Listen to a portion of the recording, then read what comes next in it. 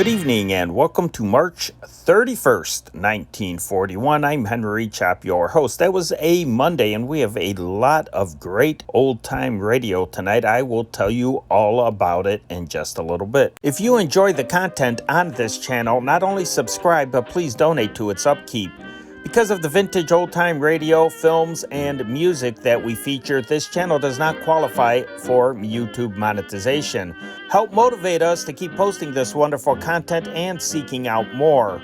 We'd like to think that this channel is more interesting than any other nostalgia channel of a similar type. Help us keep going by donating. In the description section of this video, you will find a secure link to PayPal. Any little bit helps. Thank you for your support. If you love old-time radio, film, and music, don't forget to subscribe to this channel and click on the bell icon to get notifications as to when a new upload will premiere. If you are interested in World War II as much as I am, check out our other channel, the World War II newspaper channel. Expand the description section to this video and you will see a link that will take you there. Now, I'd suggest listening to the latest upload to decide if it's your thing. Over there, you will hear the Chicago Tribune read to you for between 90 minutes to 2 hours. You will get a much more detailed look about what it was like to actually live through World War II than I can give you just by sharing radio broadcasts. You will not only hear detailed news of the big battles and historical events, you will hear trivial facts about the war. You will hear news from the United States home front from the early stages of U.S. mobilization and war protests to Pearl Harbor and the ramping up of the war machine to the final victories and reconversion. You will hear every facet of American life change forever. Hey, before I tell you what we are going to listen to tonight, I just wanted to mention a couple things. First off, thank you, Phil, for your generous donation and for the 48-star American flag from 1942 that you sent me. That is awesome. I really do appreciate that. That will go up when I eventually move into a bigger place, which I hope to soon. That will go up in what I will call my war room, along with my all my other World War II memorabilia. Thank you very much for that. And I also want to call your attention to a new playlist that I created from content from other channels, but you will find it very interesting. It is World War II interviews and oral histories by those who were there. It is a very cool thing. And what I like to do is I like to hit shuffle and just go at random. There are about 1,600 of these interviews in there, so it's pretty much impossible to really find and pick out something, a particular battle or whatever. Me personally, I like the longer interviews because it goes through the guys, the interviewees' entire service, from before he went into the military, when he heard about Pearl Harbor, all the way until his life after the war. And I find those the best interviews out of all of them. But I think you will love those oral histories, so go check out that playlist, and they range from about 4 or 5 hours long to about 15 minutes. But I really enjoy the longer ones, and you will find them fascinating. Some of them are really compelling. There is even an interview with former President George W. Bush about his World War II military career in there.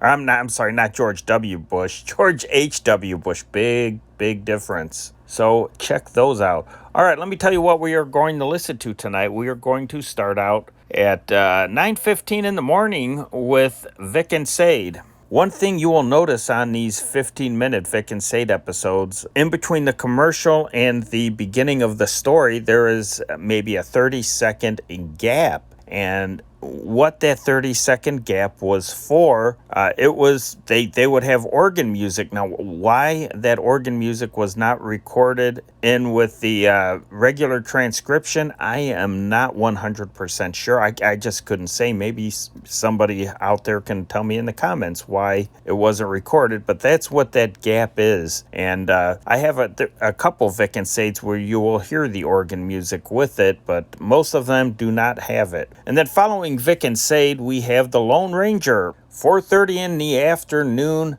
Over Mutual, and Trap for a Safe Robber. And then we have a couple serials. We have Mandrake the Magician and The Adventures of Superman. And following those two programs, we move into primetime, and we have a whole 2 hours of consecutive programs in primetime, which is a really cool thing. It really simulates what it was like to listen to the radio on this date in 1941. We are going to start out with the Lux Radio Theater production of Stablemates, starring Mickey Rooney and Wallace Beery, a really, really good story. And then we're going to stay on CBS at 9 o'clock. It would have followed immediately after the Lux Radio Theater. We have the Guy Lombardo program, sponsored by Lady Esther. And on this Guy Lombardo program, you can clearly tell that it was designed mostly for an older audience. A lot of the music sounds quite a bit dated when you compare the popular music, the other popular music of this time. So it nevertheless is a pretty good program. I think you will enjoy it. And then following that, now, normally this Cavalcade of America program, it aired at 7:30 in the evening Eastern time, which would have been 6:30 Chicago time, but in Chicago they aired the West Coast feed, the rebroadcast of the Cavalcade of America. So you would have tuned from Guy Lombardo over to NBC Red to catch the story of Edwin Booth, starring Paul Muni. A really good story of John Wilkes Booth's actor brother. So some really good radio entertainment tonight. I hope you will enjoy it. Let's turn on this old tube radio. That's our time machine. Let's give this stuff a listen. And now get ready to smile again with radio's home folks, Crisco's Vic and Sade. But first, do you know that this week may be the most profitable week in your life? Yes, this is the final week of Crisco's Double Cash Contest, and you've got 6 whole days in which to write the entry that may win you a small fortune. Why, there's 126 big cash prizes, a $2,500 top prize, 25 prizes of $100, and 100 prizes of $10. And listen, you can double any prize you win by submitting your entries on official contest blanks available only at your Crisco dealers. If your dealer doesn't have those blanks, just write your entries on plain pieces of paper and get your dealer's signature and address on each one. Either way, if you win that big $2,500 prize, you'll double it to $5,000. Now, to enter, write the 5th line to a jingle that's on those official blanks. Here's how the first 4 lines go. For cakes, pies, and frying each day, most any wise housewife will say. For cakes, pies, and frying each day, most any wise housewife will say, use Crisco, it's pure, so creamy and sure. Use Crisco, it's pure, so creamy and sure. Da-da-da, da-da-dum-dum-dum-day. Now that's where you add the last line, maybe like this, and your meals get a hearty okay. See? And remember, your last line should end in a word that rhymes with day. Oh, you'll enjoy thinking up that last line, especially after you've used Crisco for cakes, pies, and fried foods. Just eating those delicious Crisco foods will give you ideas for last lines aplenty. And you want to send in all those last lines, because each additional entry means another opportunity to win. And remember, with each last line, mail your name, address, and a Crisco label, any size or facsimile. Address Vic and Sade, Cincinnati, Ohio. That's Vic and Sade, Cincinnati, Ohio. Now, this contest is open to residents of the United States and Canada. Entries will be judged solely on originality, suitability, and aptness. Decision of the judges will be final, and duplicate prizes will be awarded in case of ties. All winners will be notified by mail, and you can get a complete list of winners' names after May 24th upon written request to Procter & Gamble. Don't miss this wonderful opportunity. Enter Crisco's Double Cash Contest before it closes on Saturday midnight, April 5th. Your Crisco dealer has official blanks with complete rules and the Crisco jingle on them.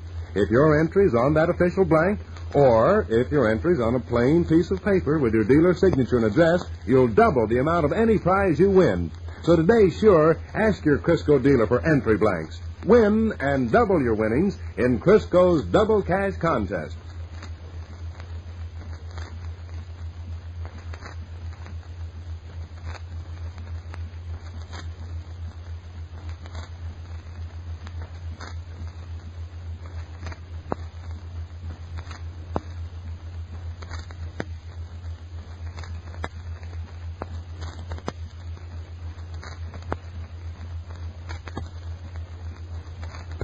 Well, sir, it's about 3:30 o'clock as we enter the small house halfway up in the next block now.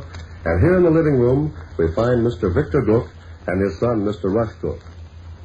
The former is established at the library table doing a spot of office work at home, while the latter, who has just this moment arrived home from school, stands beside the Davenport, removing his overcoat. Listen. Busy there, Gov? Not especially. I'm over the hump. Got the wrinkles ironed out of these invoices. Now all I have to do is copy off my figures neatly on a clean piece of paper. Mom upstairs?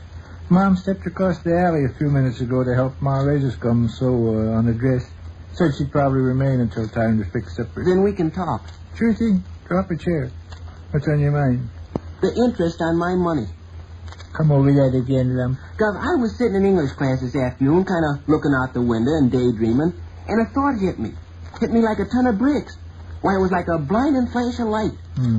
Yes, sir, this thought I had was like a blinding flash of light. The interest on my money. What about the interest on your money? I never realized before my money was earning interest. The notion just never entered my head. It entered my head this afternoon like a blinding flash of light. Yeah. When I was gold digging in the Klondike, fixed 56 years ago this coming June, I used to whip out my trusty old banjo and sing sweet melodies. If you would just as soon put comical jokes off to one side, I'd like to have a confidential chat with you before Mom comes home. The comical jokes are off to one side. Proceed. I've got money in the bank. I've had money in the bank for years and years. And that money has been accumulating interest. Like I say, I never realized that interest was accumulating until this afternoon in English class, when the thought hit me like a blinding flash of light. I think I ought to have that interest. I'm stony broke. Haven't got a nickel to my name. And I'm in debt. I owe Leland Richards 8 cents. I owe Smelly Clark a dime. I owe Russell Duncan 3 packages of chewing gum. I owe the Greek downtown a quarter. Do you ever charge account of the Greeks? Once in a while he'll put an item on the count. Huh. And there's stuff I want to buy. 11 separate and distinct articles I'm very anxious to have in my possession. If I could go down to the bank and draw out the interest my savings have accumulated, I'd probably be in a position to pay off all my debt, purchase the junk I want, and also have a tidy little sum left over. Don't you think I ought to have that interest? The matter is hardly in my department, Louise. Your mother's a party. Well, let's leave Mom out of the discussion a minute. How much money have I got in the bank? Well, don't you know? Haven't the slightest idea. I haven't seen my bank book since I was 7 years old. Well, doesn't your mother keep you posted? No. She deposits the cash, handles the entire business, and keeps mum. When I ask her about my savings account, she tells me not to bother my head about it. Tells me I'll get a grand, wonderful surprise when I'm age 21, and she reveals what I'm worth. Maybe that's not a bad idea. Well, it's a good idea. I'm not beefing about the idea. Mom's okay. And I'm willing to accept any arrangement she feels like making. Naturally, she'd rather I didn't trot down to the bank and draw out money every time I felt like it. That's fine with me. Let my savings account remain undisturbed. Good. Great. Dandy. Well, then, what do you... It's the interest. I want the interest. The money that's been deposited won't change. That stays like it is. But I want the interest. Don't you think I ought to have the interest? I think you'd better consult your mother on the subject. Well, she'll get consulted in good time. And that's where I want your cooperation. Hey, now, I don't want to get dragged into any... I must have close to $200 in that savings account of mine. It's a neat sum. Yes, it is. And I don't want to disturb it. Leave it lay in the bank. Mom's right. It'll be a grand, wonderful surprise when I'm age 21. Well, I suggest But that. the interest, Gov, the interest. That's gravy.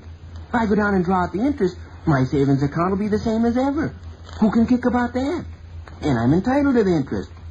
Don't you think I'm entitled to the interest? I wish you wouldn't ply me with blunt questions, demanding answers which later I might find I embarrassing. sat there in English class. My mind was wandering. And all of a sudden, this idea hit me like a blinding flash of light. I almost talked out loud. I sat up in my seat like a jumping jack. The interest on my money, I muttered. The interest on my money. Teacher, Miss Sutton, glanced at me in surprise. I advise you to take this matter up with your mother. All right. Now I'm ready to include my mother in the discussion. Huh. To begin with, Mom wouldn't any more let me tell my story than a rabbit. As soon as I mention savings account, she screams like a panther. You know that's true. Isn't that true? Are you saying yes or no? Listen, Harriet, I don't propose to be drawn into any conspiracy. There don't need to be any conspiracy. Sounds to me very much like you're trying to inveigle me into... Not at all. Now, here's the thing in a nutshell. Instead of me bringing this matter to Mom's attention, you do it. Wait a minute now. Suppose after supper tonight, I casually said to Mom, Mom, I wouldn't disturb my bank account for anything in the world, but I was thinking I could certainly use the interest that's been accumulating all these years. Suppose I said that. Why, as soon as I got the words bank account out of my mouth, she'd yell bloody murder. Mm. Am I right? Answer yes or no. Oh, Mom, of course, has your best interest at heart, and that's... I appreciate all that. Sure, she's got my best interest at heart. Well, what do you want me to do? I want you to help me get the idea across to Mom that the interest on the money I've got in the bank can be drawn out without interfering with the main savings account. Well, as you point out, Mom is extremely ticklish when it comes to... Sure she is. That's what I say. Well, what exactly... We'll have a little chat after supper this evening, you and me. We'll play a game of rummy here on the library table and carry on a conversation, especially for Mom's benefit. She won't realize what we're doing. Understand? We'll bring out all the various points, get the angle, and pretty quick she'll have the whole thing clear in her mind. Like this. Hello, Gov. Oh, A game of rummy? okay. All right. We're all sat down and dealing out the tickets. Well, discarding the ace of diamonds, eh? I'll just take that ace of diamonds, by George. Oh. Been a dandy day today. Yeah. Now, you bring up the business about the interest. Interest? Ask me, easy and casual, if I don't think a lot of interest has accumulated on my savings account. Don't you think a lot of interest is accumulated on your savings account? Not out of a clear sky. Mom would smell a mouse. Say, by the way, Rush, I was just thinking. Don't you imagine a lot of interest has accumulated on your savings account? By the way, Rush, I was just thinking. Don't you imagine a lot of interest is accumulated on your savings account? Why, Gov, I'm glad you mentioned that. Same idea occurred to me this afternoon. Must be a considerable amount of interest down there in the bank. The wonderful thing about interest, you know, Gov, is that you can draw it out without disturbing the amount of money you've got on deposit. About this point, Mom will start pricking up her ears. Yes, sir, Gov. That's the wonderful thing about interest. Draw it out, and your bank book continues to read the same as it ever did. Just so happens that at the present moment, Gov, I find myself flat broke. So I believe first thing in the morning I'll step down to the bank and draw out my interest. That's the point where your mother will hop up and jump down your collar with both feet. Yeah, I'm afraid so. Oh, sure. You take the initiative. You do the talking. I'll keep quiet. Close closet. I hate to throw cold water, but I greatly fear your cause is lost from the very beginning. Oh. Don't you agree? I suppose. Your savings account is in pretty capable hands. Your mother knows pretty much what she's doing. I suggest you leave things as they are. Oh. I did get hit by that thought this afternoon, though. It was like a blinding flash of light. How much cash do you require for your present needs, commitments, and obligations? Well, I owe Leland Richards 8 cents and Smelly Clark a dime. 18 cents. Russell Duncan 3 packages of chewing gum, 15 cents. 33 cents. Greek a quarter. 58 cents. Oh. That all? That's all I'm in debt. You mentioned some articles you wish to acquire. What were their purchases, didn't you? Around $2.50. $3.50 then, and bring you triumphantly out of the woods, eh? Oh, boy. Tell you what I'm going to do with you, meat grinder. Huh? I'm going to slip you a 5-spot. Really? A crisp new $5 note. You've been on the up and up with me, and I'm disposed to play ball with you. Here, with my compliments. Gee whiz. Spend it wisely and make it last as long as possible. You're okay, Governor. No mistake. Thanks. Now beat it. I wasted enough time. Got this work to finish. Divide okay? What you want to do? Shake hands? Okay. Put it there.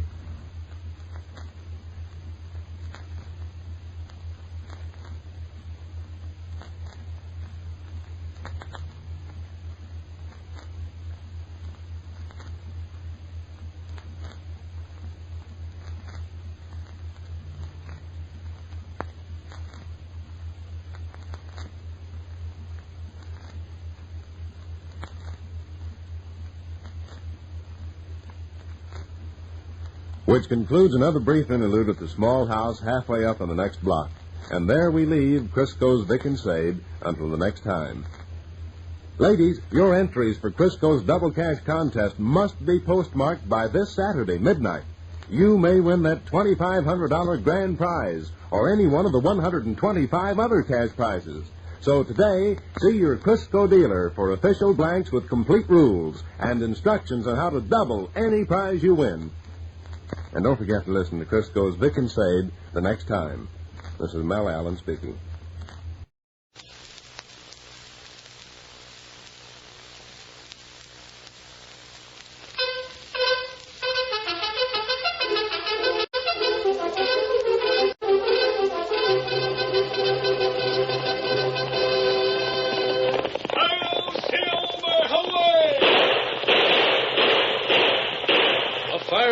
With the speed of light, a cloud of dust, and a hearty Hi-Yo Silver, the Lone Ranger.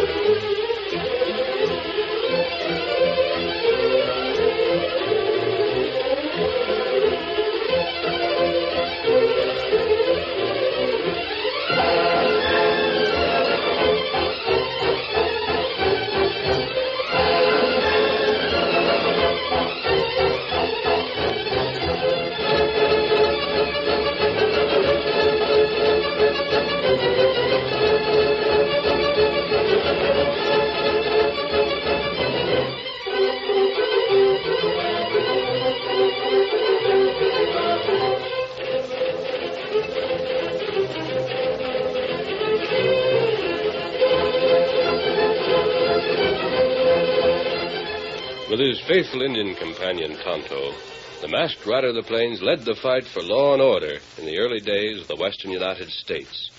He rode from the hills of Wyoming to the mountains of Mexico in the cause of justice. His strength and courage were always on the side of right against might, and it was his daring and resourcefulness that broke the power of the outlaw bands on the frontier. Return with us now to those thrilling days when the West was young. From out of the past come the thundering hoofbeats of the great horse Silver. The Lone Ranger rides again. Come on, Silver! We're heading for Land's End. There's going to be trouble. On, Silver, away!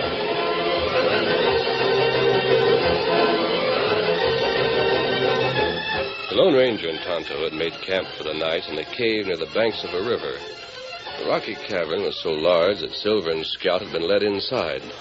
But after the men had rolled into their blankets, the horses became restless. I can't get to sleep while Silver's so uneasy, Tonto. Something's troubling the big fella. Silver, like good watchdog. Him always give sign when trouble come close. Trouble for us or for someone near us? I'm going to get up. There now, old fella. Steady, Silver. What's the matter with you? You hear? Tonto. Sounded like a gunshot. That right. It come from north of cave.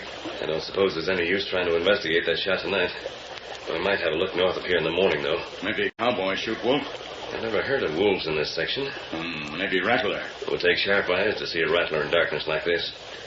I don't know of any ranches around here either. The nearest town is Land's End. That's 10 miles away. I'm going to have a look out of the mouth of this cave. There might be a second shot.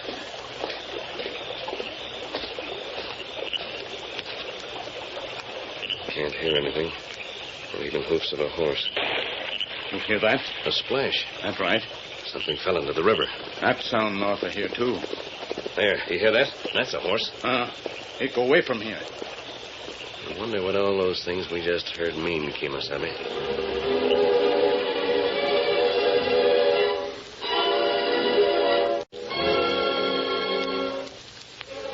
The next afternoon, Jimmy Stevens, a young manager of the express office in Land's End, was working at his desk when his wife entered the office and...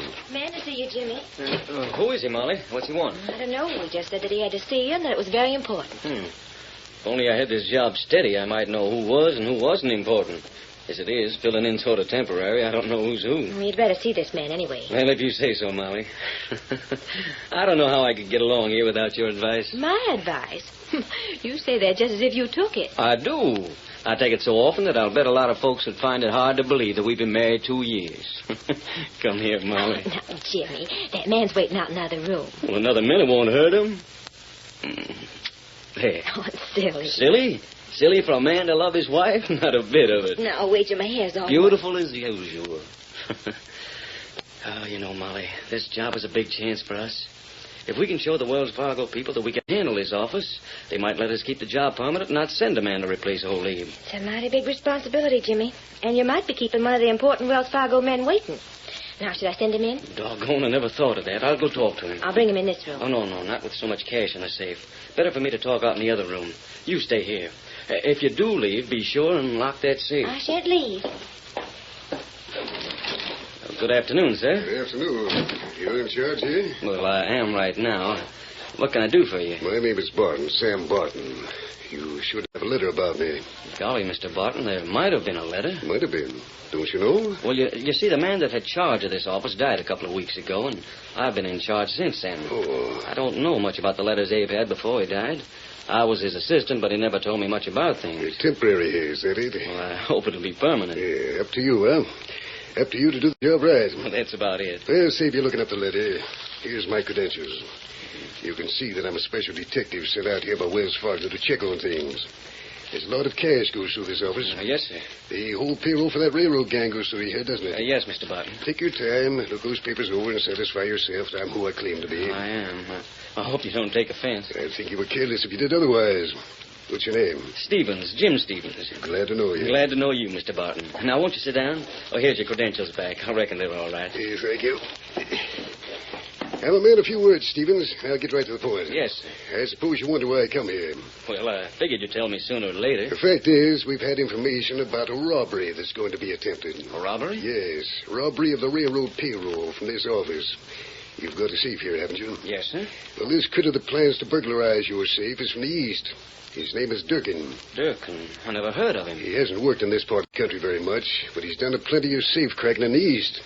The law finally caught up with a pal of his, and this pal squealed and told what Durkin's plans were. Oh, I see.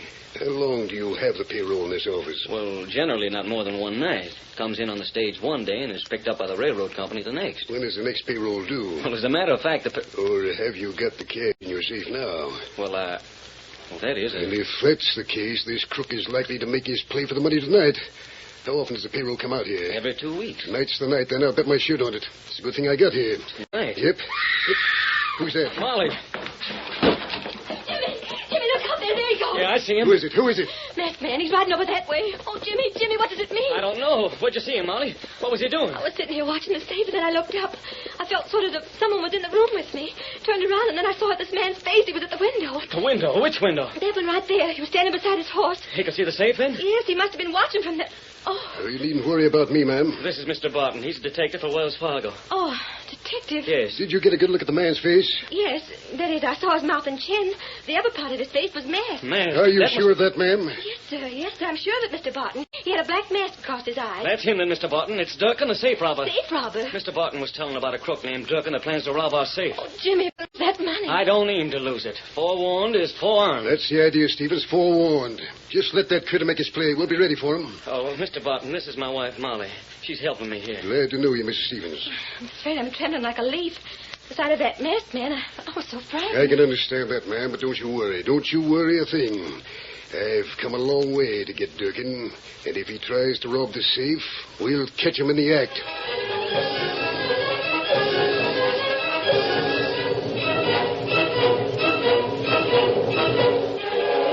Molly's father was a veteran of many Indian fights in the West. And later that afternoon, the girl told him about the masked man she had seen and Barton's plan to capture him. I don't want to take the chance, Pa. Jimmy and Mr. Barton plan to set a trap to catch this man when he comes tonight. Trap my eye? boy? What's the West coming to? I feel this way about it, Paul. That masked man knows he was seen. He'll probably figure that there will be a trap, and it's just as Jimmy says. Forewarned is forearmed. If he suspects a trap, he'll do something to escape. Sure he will. What's more, that ain't the way to catch a crook. I thought you could help. I'll help. When I was in my better days and we seen a crook, we trailed the critter down. We didn't lay and wait for him to come and stick his neck in a noose. We went out with a noose swinging over our head, dropped it over his shoulders, and used the same doggone noose to string him up with. That's the way to handle crooks. That's the way of the West. I didn't tell Jimmy I was going to speak to you about this. Just as well, daughter. You say this masked hombre was looking in the window at the office? Yes. Which window? South or north one? The south one. If I recollect, there's soft dirt there. He likely left tracks, ain't that so? Yes, he must have left tracks. Then them tracks will hang him. Wait till I get old Chris. There's a dog that can follow a scent from here to Kingdom Come. Here, Chris. Come in here, boy. Quiet down. Now, quiet down, Chris. Me and you got a job on our hands. We're going to trail safe robbers.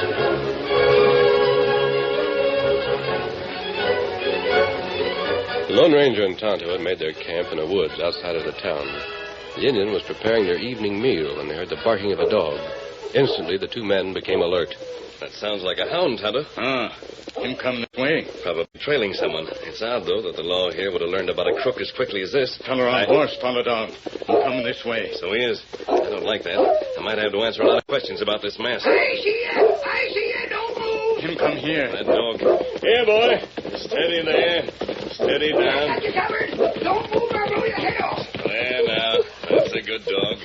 Quiet, boy. Steady. Chris, stop it. Stop it.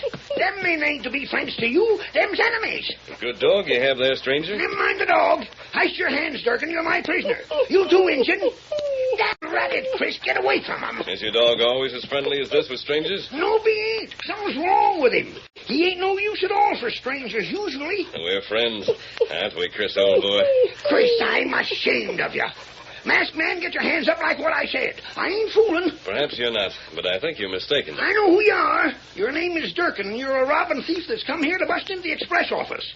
Well, you ain't going to get that chance. Now get your hands up. My name is not Durkin. I'm not here to... In just a minute. Who are you? None of your doggone business. You might be Durkin for all I know. What about that? Me?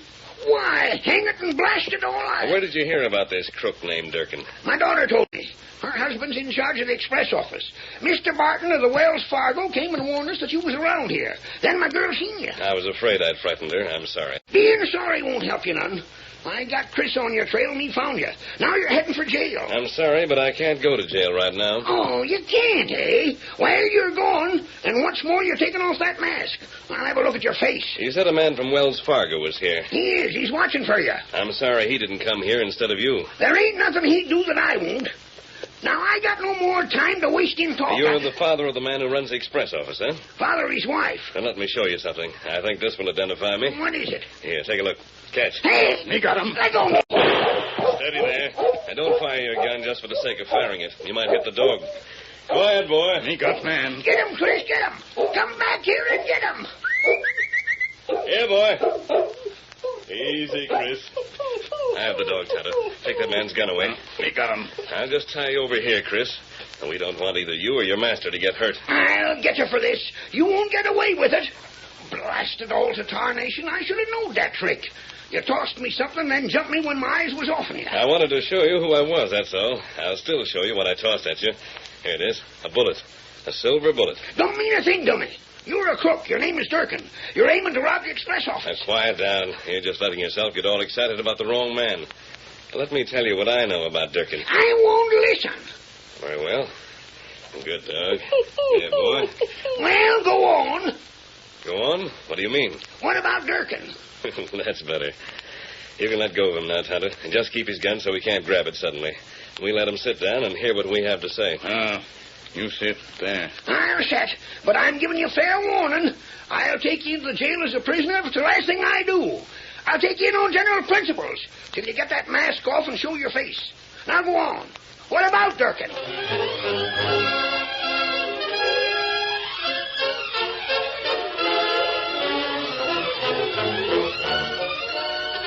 The curtain falls on the first act of our Lone Ranger story. Before the next exciting scenes, please permit us to pause for just a few moments.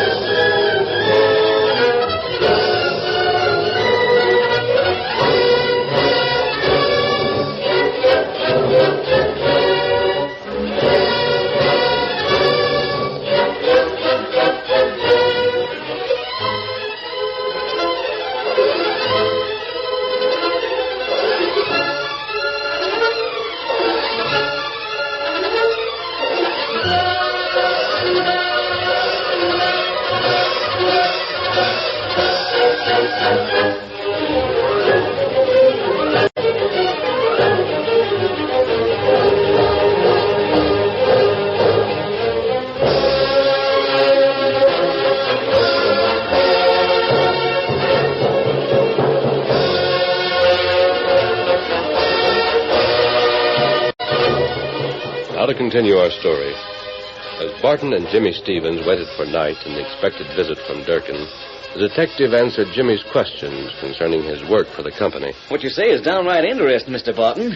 Sure must be an exciting life, traveling all over the country protecting the Wells Fargo offices. Interesting, maybe, but sometimes real dangerous. Now take this man Durkin. Yeah? I've never seen the man. Don't have any idea what he looks like. Molly gave us a pretty fair description of him. She saw him at the window, you know. Uh-huh. I still think that he'll be afraid to come back tonight. He must know by this time that you're on the job here. We'll see. That's the best way. Wait and see. I don't suppose he'll show up before dark, will he? It ain't likely yet. Jimmy, I'm scared. Scared again, Molly? It's about Pa. He hasn't been back yet. Your father? Yes. Oh, I wish I'd talked to you first, Mr. Barton. I shouldn't have let Pa go. Go? Where to, Molly? I told him about the face at the window. I was afraid Durkin would kill you if he came here to rob the office, Jim. I told Pa about it. You shouldn't have done that, Miss Stevens. Well, where is Pa? He took Chris. Chris is his old hound, Mr. Barton. He went out to try and track down this masked man, and he hasn't come back. You don't know where he went? No. Chris picked up the scent outside the office window, then he started off with Pa riding behind to follow him. Don't like that. Maybe we should report to the sheriff's office, Mr. Barton. Not yet. But Pa might be in danger. Maybe he's captured. Maybe he's been shot. Well, wait. Let's wait a while. Wait till after we've watched for this thief. If we can capture Durkin, we'll make him tell what he's done with your father. It might be too late then. If it isn't too late now, it won't be too late by morning. I want to get Durkin with the goods. Well, now, look here, Barton. I'm less interested in getting Durkin than I am in getting Pop back safe and sound. Oh, that's Chris. Chris, where's... Hi there, Molly. Oh, you're safe, thank goodness. Hey, Pop, you all right? I look to be all right, don't I? Where were you? We thought... That is, I was worried. I told Jimmy and Mr. Barton. Told him, did you? Huh. What did you learn by your tracking and trailing? Nothing much. I reckon Chris ain't the hound he was 5 years ago. Well, didn't you find Durkin? Nope. Never seen hide nor hair of him. Well, now that your father is back, we can go ahead with our plans to stand guard here tonight. Yes, I reckon we can. What are your plans? We're staying in the office, Molly, Mr. Barton and I. We'll leave all the lights out and stay on guard here in case that thief comes. Got to get him with the goods, you see, ma'am. You want aboard, Chris? No, we don't want the thief to be scared away until he gets into the safe and gets the cash in his pockets. Then we'll have a good airtight case again him. I savvy. You and your daughter better go home now. Stevens and I will stay here. It'll soon be dark, then we can look for our visitor to show up almost any minute. Tain't the way we used to go after a crook. Now you remember this. Me? You. Keep that dog chained, and don't try to get Durkin yourself. If you do, there won't be any evidence against him, and we'll have to let him go. I'll see that Pa doesn't interfere. Come on, Pa. All right, but I still don't like this way of catching crooks. Come on, Chris. There ain't no use for anything that we can do. Now then, Stevens, we'll make our plans. Whatever you say, Mr. Barton. Let me look that other room over. That's where the safe is. Right. I'll lock this door before we go in there. Good idea. There. Now, come on in here, Barton. You close that door, will you? Yep. There's the safe. Locked? Here. Windows there. One there. That's likely the way you'll try to get in. A window? Yep. Tell you what you'd better do. What's that? Unlock that safe. Unlock it? If he has to make enough light to work the lock on the safe, he's likely to see us in hiding here. Gosh, that's so. I wouldn't have thought of that. You have to think of everything when you're dealing with a smart crook like Durkin. If he tries the safe in the dark and finds that it ain't locked, he may not make any lights.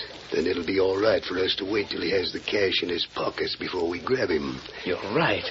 I'll have the safe open in a minute. We'll get all fixed before it's real dark. Then we can just wait.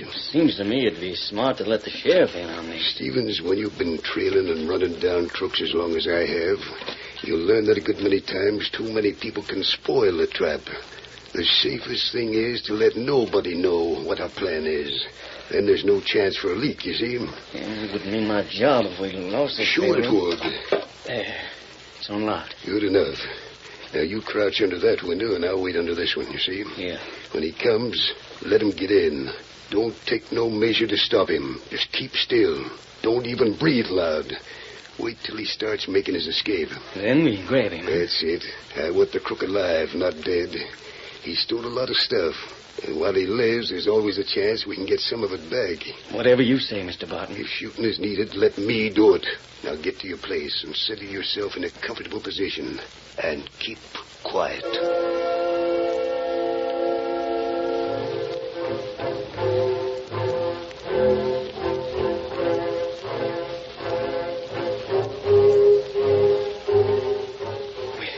We've been here an hour, don't you think, Barton? Just about an hour. We may have to wait till half the night is through. So don't get impatient. Well, it's mighty tiresome, ain't it? Quiet.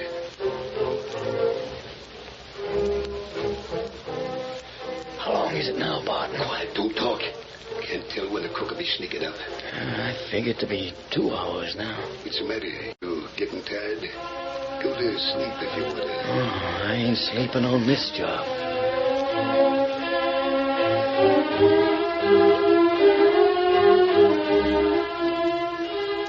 The minutes passed slowly for Jimmy Stevens. His muscles were cramped, and several times during the third and fourth hour of silent waiting in the dark, he caught himself dozing. I mustn't sleep on this job. Gotta get the crook. Got to get him.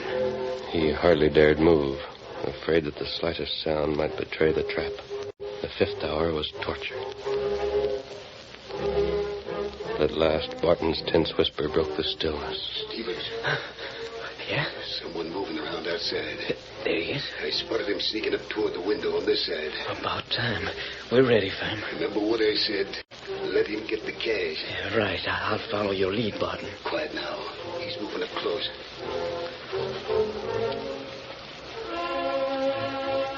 Jimmy saw the black outline of a man's head and shoulders rise against a square of moonlight at the window. Then he heard the window being opened.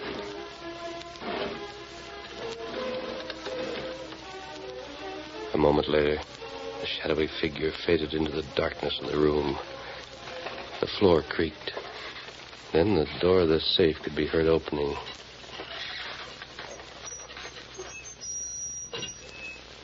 A muttered exclamation. Unlocked. Good. Jimmy Stevens tensed every muscle, ready for action. The figure appeared once more at the window. Then Barton cried out. All right, I've got you. I'm with you, Barton. Oh. Hey, he slipped away. Get him. He's got out. I'll drill him. I'm half blinded. You smashed me in the face with something. Missed him. Well, stand aside, Barton. You're blocking me so I can't shoot. I'll get him this time. Don't let him get away. Stevens, this is bad break. He's gone. Yeah, he's gone. He got away. Confound my shooting. Why couldn't I have dropped him? Why didn't I shoot the killer instead of trying for his legs? We've got to get after him. Get a light, Jimmy. Get the light going, and we'll see for sure if he did rob the safe. Just a second. I'll have the lamp going. Oh, if you'd only let me jump him while he was at the safe. Now what'll we do? Keep your head, boy. That's the main thing. There's the light. And look, he's cleaned out the safe. That's bad. But don't give up all hope. I'm a good man at training a crook. I'll catch up with him. Oh, my job's as good as gone now. Jimmy, the shooting. Are you all right? Molly, the cash is gone. He got away with it. What's that? Got away with it, did he? Yes. How'd that happen, Barton? Jimmy closed in on him and got smashed in the face. Oh, Jimmy. I fired, but missed him.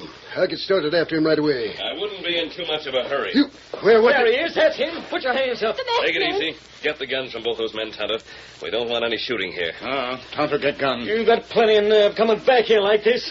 How did the thief get in and out of here? You ought to know. Right through that window. In that case, there should be footprints beneath the window, shouldn't there? There wouldn't be on that side. It's hard ground. It ain't like the other side of the building. But it is. It's all soft now. There was some water spilled there. So the tracks of anyone who went out that window could be seen. What? I explained to your father, Stevens, just who I was. That's right, boy. He told me who he was and who this Mr. Barton was. My name is Barton. I proved that. He got gun now. Very well, Tonto. You see, Jimmy and Molly, the Lone Ranger. The Lone Ranger? Oh? That's right. The Lone Ranger heard a shot last night. Then he heard something splash in the river east of here. He found the trail that Barton's horse had made up to the river, then seen where there'd been a rumpus. Then he found the body of a man that had been shot washed ashore downstream. Well, the tracks of the horse went from the river to here. You can't talk yourself out of this. What did you do with the cash? You keep quiet. Quiet. We realized, after studying the trail of the horse, the rider was changed at the river. One man rode the horse to the river. There was a shot, and a man was killed. The other man rode the horse from the river here. Let him talk. Quiet. That means that the man who came here killed the man we found. I didn't know who it was until Barton told you that a crook named Durkin was on his way here. Where you... Go on, mister. Durkin was on his way here and knew that Barton was after him. Durkin's horse gave out. Then Durkin waited, killed Barton, and stole Barton's horse and credentials. You mean that the man called Barton is really Durkin? I think so. He figured out a scheme to rob the safe and do it right under your nose. But I saw You saw a man rise up against the window. Are you sure the man wasn't in the room all the time? Oh, gee, I never thought of that. Me and them two know that no one come through that window. Barton, Durkin, whatever your real name is, you took the cash and tucked it into your pockets, then made believe you shot at the thief. In the darkness, you struck Jim in the face so he couldn't see what you were shooting at. That ain't true. If that's not the truth, there'll be footprints outside the window. If my story is true, the cash will be in your pockets right now. Take a look, Stevens. Barton, you dirty double-crossing polecat. If that's the truth... Get away from me. You can't do that. There's a hat stuffed inside his vest. The one you saw when he gave his act. And the cash. Jim. All right, you got me. Now what are you going to do? That's a starter for you, Durkin. If I had a gun, I'd drill you. Well, that's why we took your gun, Jim.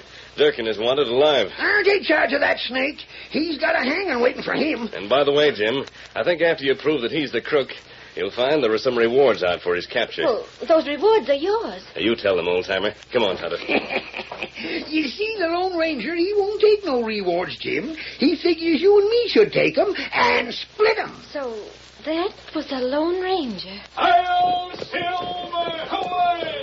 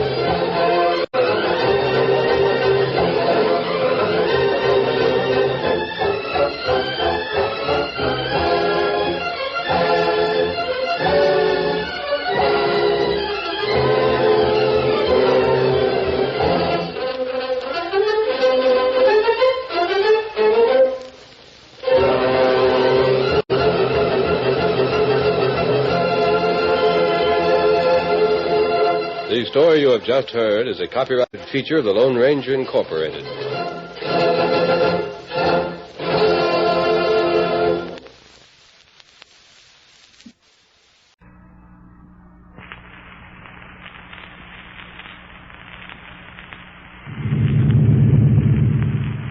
You may not know it, Nada, but I've never been so relieved in my life. What made you think that was a bombing plane, Mandrake? You couldn't see anything in the dark. The sound of our motors. But the clipper ships have powerful motors. Yes, and they also use riding lights when night flying. That plane wasn't showing any lights, was it? No, that's why I jumped for our light switch as soon as I heard her motors. No use furnishing our enemies with a target. But an enemy bombing plane flying in from the sea, well, it's too utterly ridiculous. Any more ridiculous, Narda, than an enemy submarine prowling off our very coast, destroying United States shipping? No, I suppose not. And yet we know that was true. Even if we don't know yet just what sent Captain X and his vicious sub to the bottom of the sea, all we know is that he's gone and we're still here, but... Lothar started the car. Confound it. What is it, Mandrake? Those lights outside the window. Lothar's turned on the car headlight. I wish I hadn't done that just yet. You think the plane will see the car lights and come back? I don't know, but there's no sense in taking any chances. Lothar! Yes, Master. Shut off your lights and your engine. You come inside. Yes, Master. That's it. I still have a feeling that we won't be entirely out of danger, Nada, until we get clear of this place. We'll run the car without lights.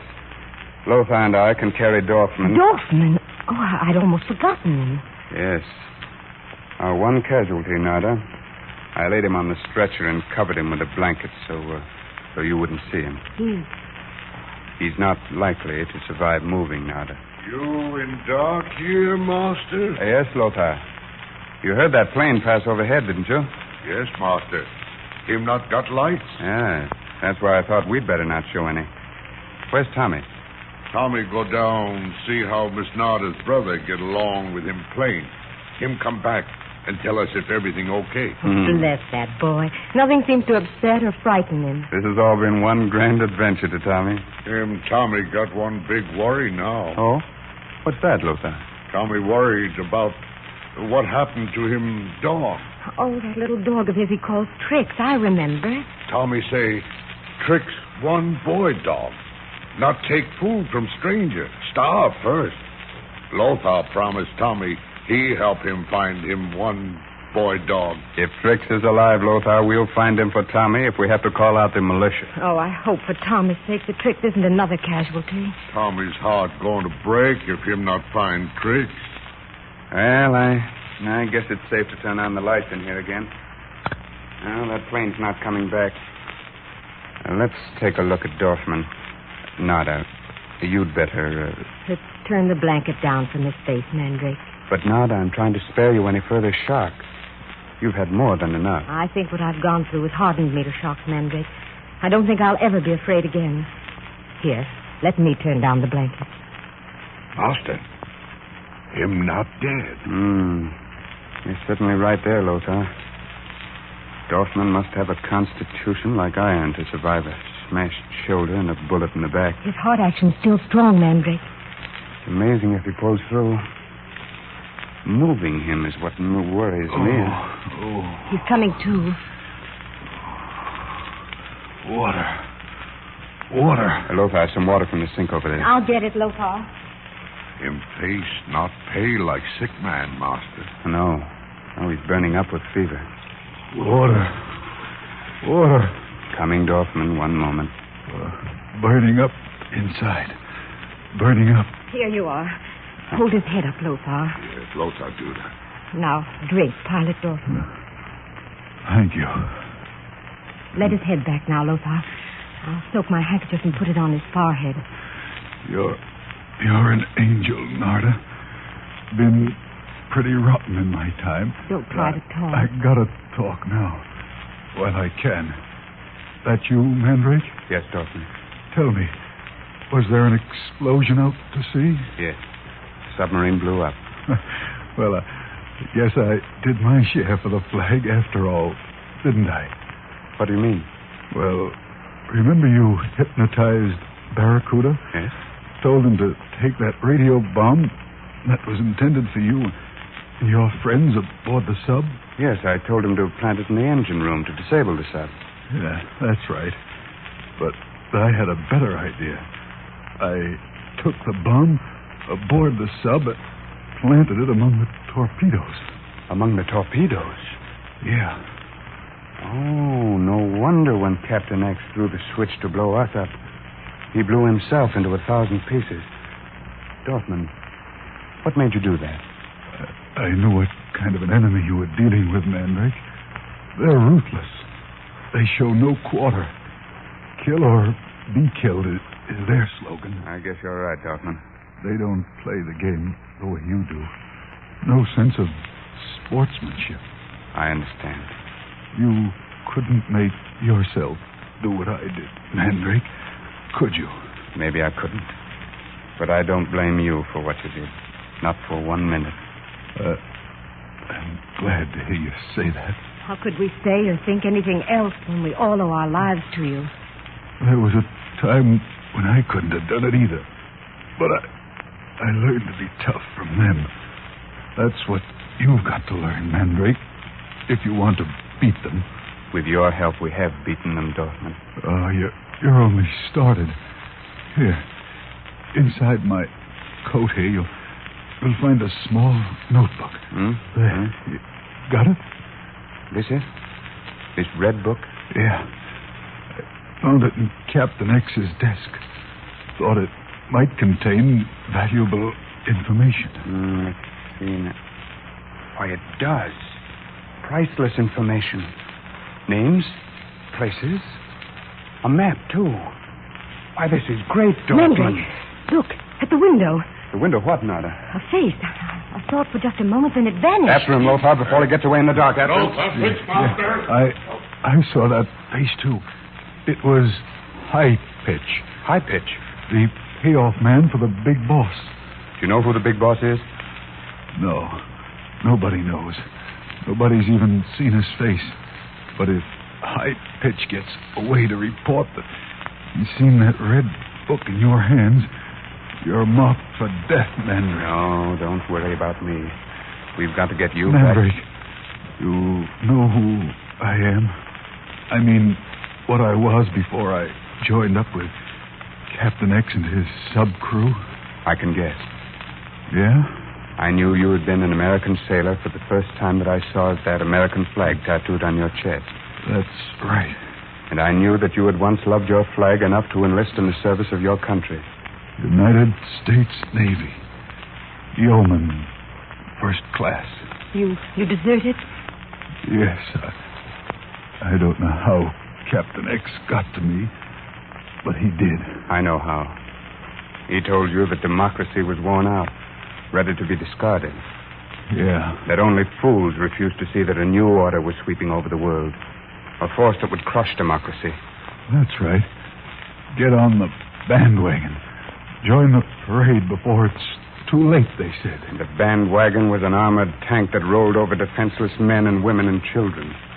The parade was a horde of steel-helmeted soldiers. Yeah. A parade that left behind it not cheering throngs, but homeless, hopeless people. Yeah, that's right. Now I'm a deserter. A traitor to my country. That's not the way I'm reporting your case, Dorfman. Huh? What do you mean? You didn't desert. You've been AWOL. Absent without leave. Because you saw a great chance to be of real service to your country. Oh, how I wish that was true, Mandrake. Oh, yes. It is true. You see, Dorfman, we don't always know ourselves why we're picked to do certain things by that great commanding officer who watches over the whole world. I'd like to believe that, too. Don't worry.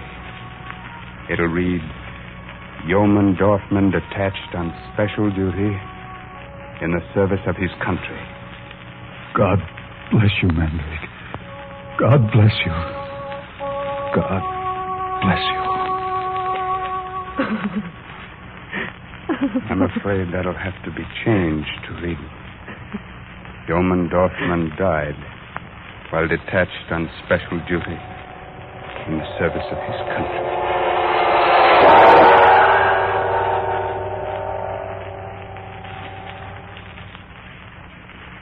Presenting the transcription feature, Superman. Up in the sky, look! It's a bird! It's a plane! It's Superman! And now, Superman, strange visitor from the planet Krypton, who came to Earth with powers and abilities far beyond those of mortal men, and who, disguised as Clark Kent, star reporter for a great metropolitan newspaper, fights a never-ending battle against crime and injustice. Mystery and adventure have filled the lives of Clark Kent and Jimmy Olsen ever since they started on a round-the-world cruise aboard the Clara M, last of the clipper ships. In our last episode, Jimmy accidentally overheard an argument between Teak Barnaby, peg-legged captain of the Clara M, and the crew, in which Barnaby revealed that before very long, he planned to take the ship by force and get rid of Kent and Jimmy. Jimmy was discovered eavesdropping, threatened with dire punishment by Barnaby if he dared disclose what he had heard to Clark Kent. It is now several days later. Night has fallen, and the Clara M moves slowly through a thick, swirling fog. Clark Kent, Jimmy Olsen, and Teak Barnaby are just sitting down to supper. Listen.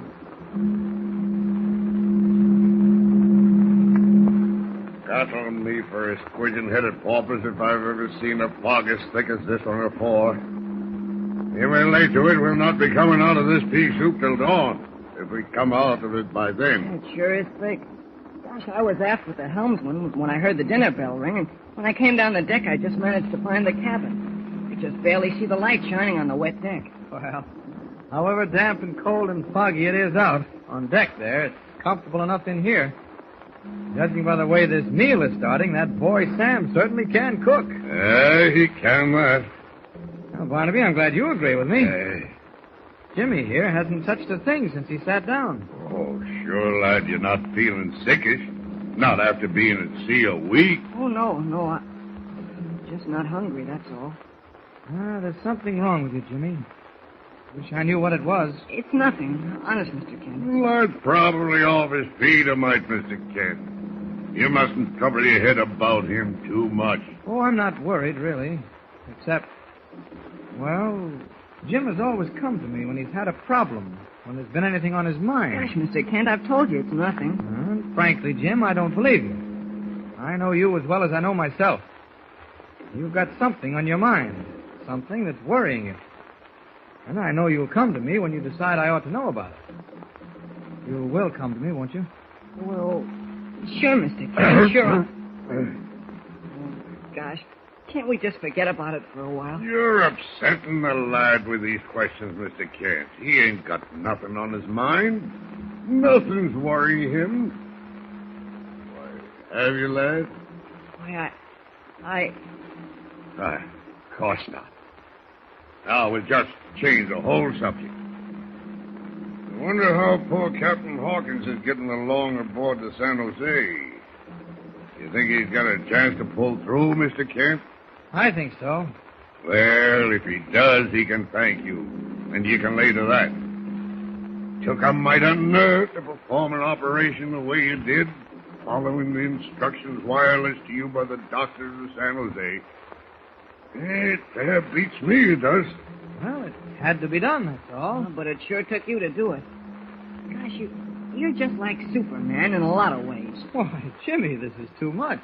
Comparing me to Superman, why, it's... Okay, go ahead and laugh. But you are like Superman. In some ways, that is. Lots of times I've seen you go right ahead and do something, well, dangerous, when you knew it had to be done.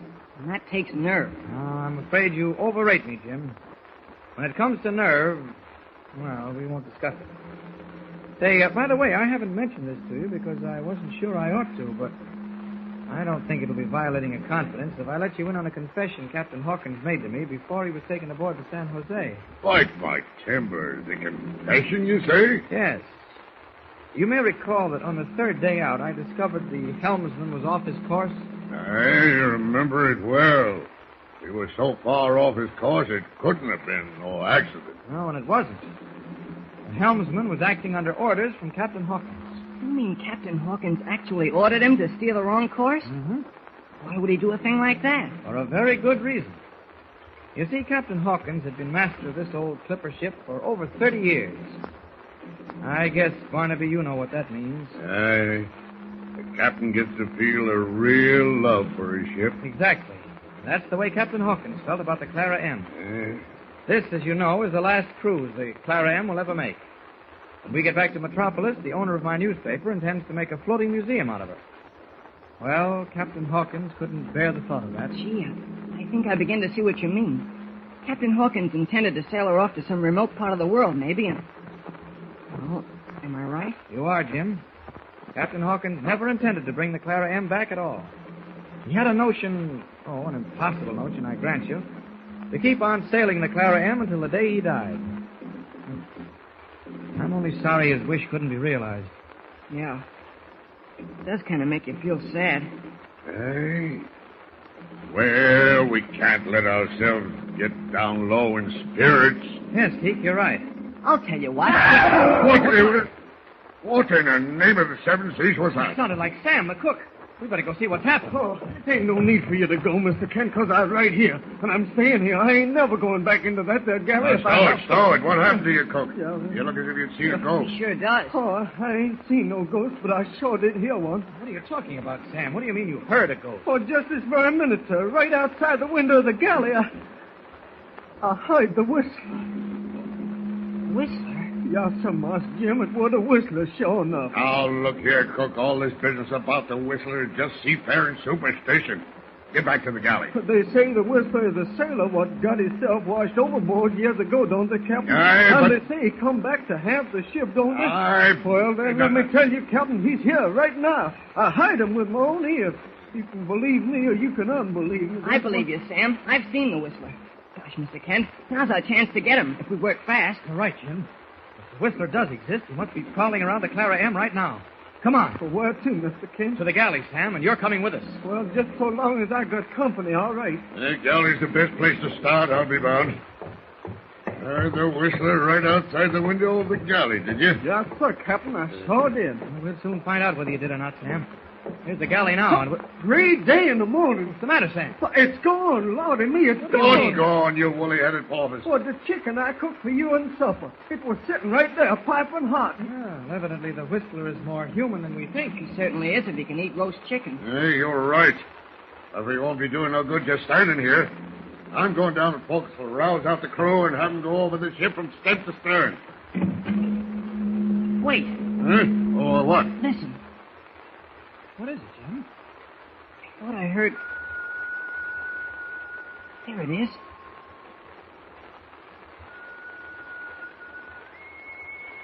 Mr. Kent, it's the whistler. You're right. Listen. That whistle came from up at the stern. Oh! Something's happened up there. Come on! Gosh, this fog is so thick, it's hard to see 2 feet ahead. Yes, you're right. I've got some matches. What in the world? Barnaby! Barnaby, where are you? Barnaby! Oh, it's all right. It's all right. I fell over someone and I thought... Well, never mind what I thought. There's a man laying on the deck here. What? Strike a match. Man? Gosh. Here, wait a minute. Here you are. Look. Well, look. It's the helmsman. Yeah, he's out cold. Give me a hand here, Teak. We'll try to bring him around. Hey, Mr. Kane. Yes, Barnaby? Why, that match, man. It's burning your fingers and you don't even feel it. What? Oh. Yes, sir. That flame was burning right between your fingers and you never I even... wasn't thinking. I was too interested in the helmsman here. Oh, he's coming round. Hey. All right, lad. All right, now pull yourself together now. Come on, wake up here. Oh. Where is he? Where's who? The whistler. What? Oh, my head. Did you see the whistler, too? I didn't know it was the whistler. I just saw someone sneaking along the deck. I could barely see him through the fog. Yes? I called out to him, but I got no answer. I left the wheel for a minute and ran after him, and then sudden like I heard a whistle almost right behind me. Yeah? Turned around. That's all I remember. Well, the whistle must have hit you with a belaying pin. Well, Mr. Kent, I guess there's no doubting the whistler's aboard. We're sure of it this time. But he'll not escape us. You can lay to that. Alfred, get back to your wheel. Yes. I'll send a man to relieve you right away. Mr. Kent, I'll be going to the forecastle to rouse out the crew. Good. Jim and I'll keep on around the deck and find out what we can. It'll not be long. All right. Mr. Kent. Yes, Jim? I've got a flashlight in my cabin. I brought it with me when we came on board. Maybe I better go and get it, huh? It's a good idea, Jim. These matches of mine won't last long. I'll meet you at the forward companionway. Okay. I won't be long. I'll get right down to my cabin. All right, Jimmy.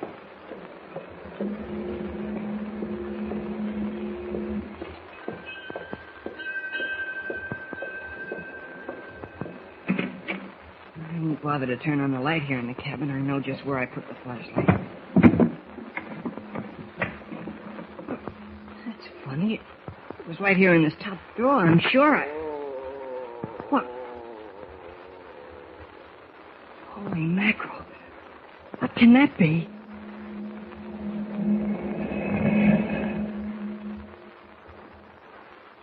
Yes, what can it be?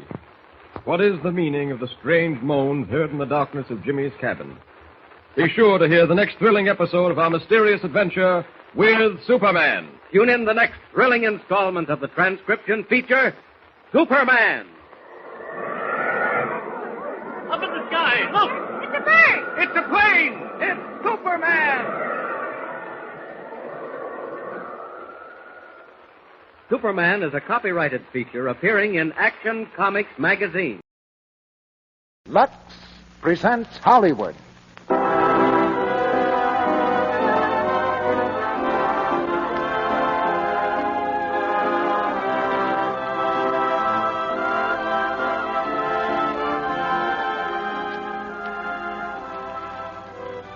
The Lux Radio Theater brings you Wallace Beery, Mickey Rooney, Fay Wray, and Noah Beery in Stablemates. Ladies and gentlemen, your producer, Mr. Cecil B. DeMille.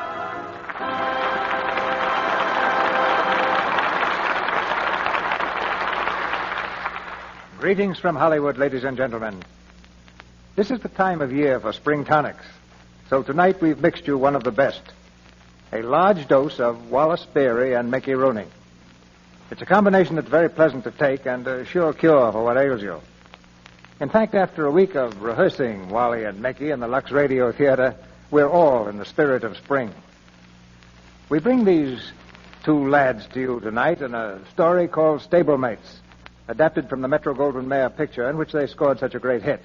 And with them, we present Fay Wray, who adds a decided touch of glamour to the whole occasion. We borrowed both of our leading men from MGM, where Wally has just finished The Bad Man, and Mickey has been working in Men of Boys Town with Spencer Tracy. As you might surmise from the title, Stablemates has a horse racing background.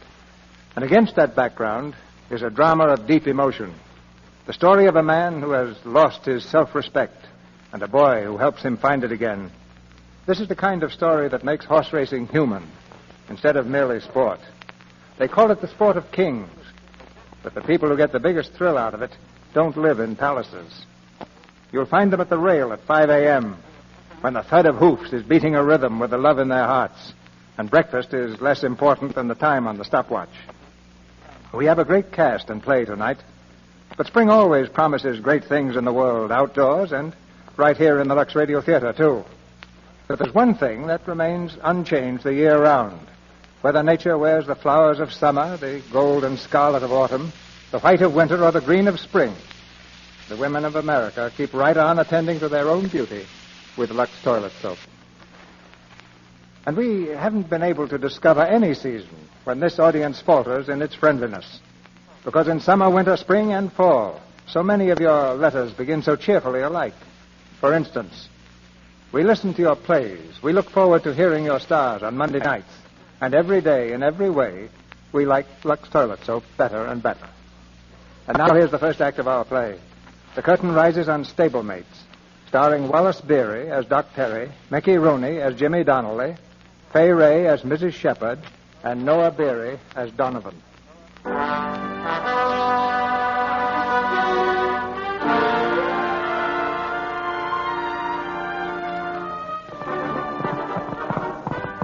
Keep going, Lady Q.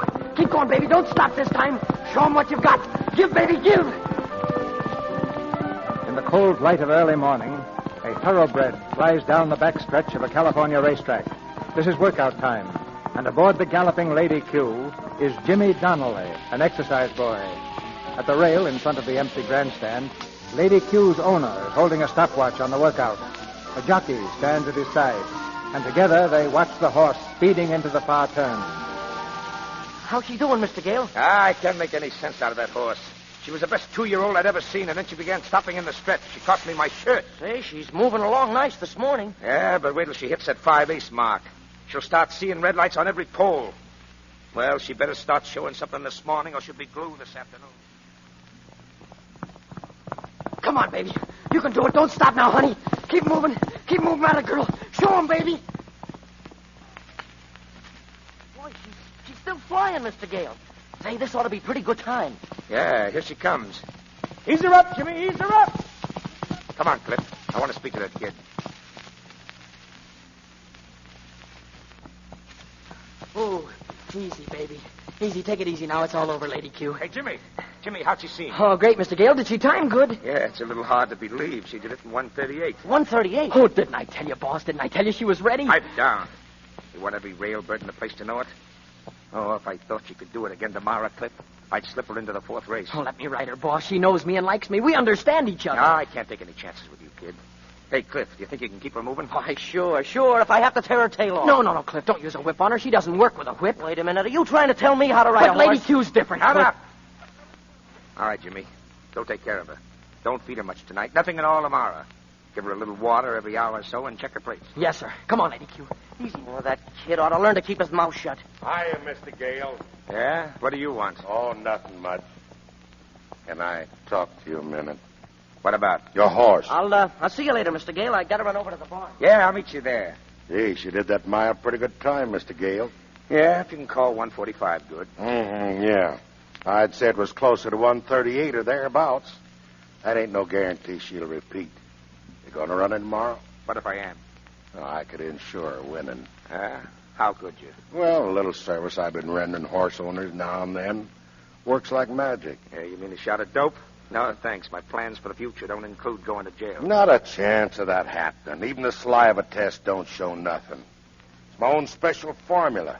Only cost to use about $10 on her nose for me. Listen, I told you I'm not interested. But look, you can't. Morning, Mr. Gale. Oh, hello, Barney. Would you like to meet the trap detective, mister? Oh, no, thanks. I'll see you around. Yeah. Well, how goes it, Mr. Gale? Oh, pretty good, Barney. Say, who was the fellow who just left here? Oh, I don't know. Just a racetrack bum. Anything wrong? No, but I hadn't seen him around here before, and something familiar about him. He just wanted the usual thing, a tip. Oh, did you give it to him? I could use one myself.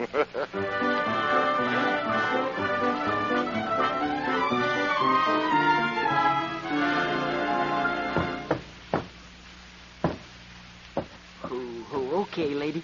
You better get yourself a good night's sleep. You see, there's going to be a lot of people looking at you tomorrow when you prance into the winner's circle, and we don't want any circles under your eyes. Does she sleep better if you tell her bedtime story? How did you get in here? What do you want? Where can I find Mr. Gale? I couldn't say. He's liable to be any place. What do you want with him? Oh, I got a little matter of business to talk over. Well, he'll be here tomorrow. You can see him then. Okay, I'll wait. Hey, not in here. You come back about 7 in the morning. Well, I'm a little bit strapped, buddy. It's cold out tonight. You wouldn't want me to sleep on a bench. You don't mind giving a guy a flop, do you? Yeah, tonight I do. This horse is going to run tomorrow, and strangers make her nervous. No, she won't mind me. I don't snore nor nothing.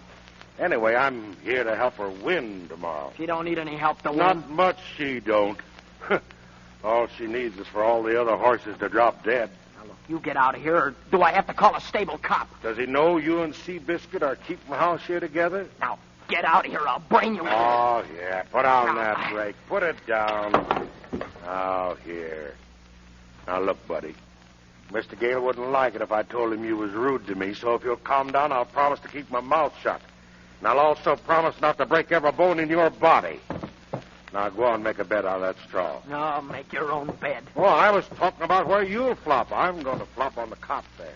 Hey, get off. That's where I sleep. Real hospitality is when a host gives up his own bed to his guests, like you're doing. Oh, I'll get back at you for this if I have to take Oh, it. go on, pound your ear, fella, before I pound it for you. Why, you dirty, rotten old tramp. Now, that's perfect. That's nice coming from something like you. Where do you think you're heading for, being president? You see me? Well, you're looking at yourself 30 years from now. That's what hanging around racehorses does. Yeah, the best thing ever happened to me since I went over the hill is getting a horse to take care of. Over the hill, huh? Well, you look like something fresh out of a reformatory. St. Joseph's Home for Foundlings. Something that was picked out of an ash can. Yeah, well, I'm out of the ash can, see, and I'm going to stay. Oh, go on. That's enough of that schmooze for tonight. Hit the hay and listen. Don't sit up worrying about that nag winning tomorrow. she'll be 8 lengths behind, coming down the stretch. Ah, shut up. All right, nighty-night.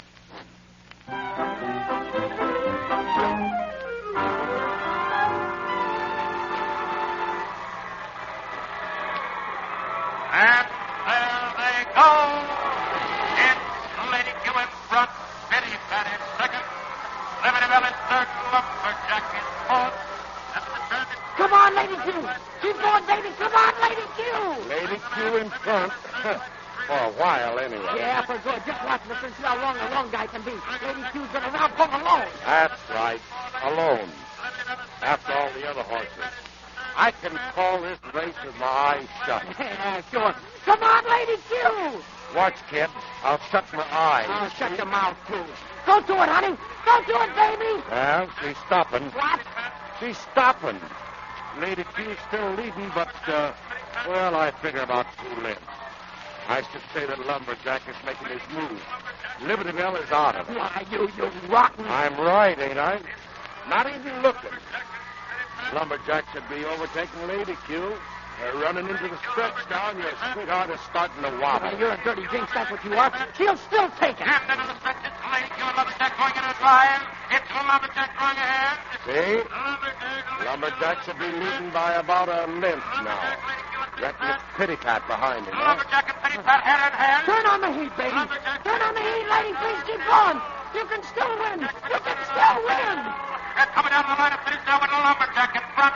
Petty Pat is second. Liberty Bell is third. And Arndale fourth in front of Sheriff.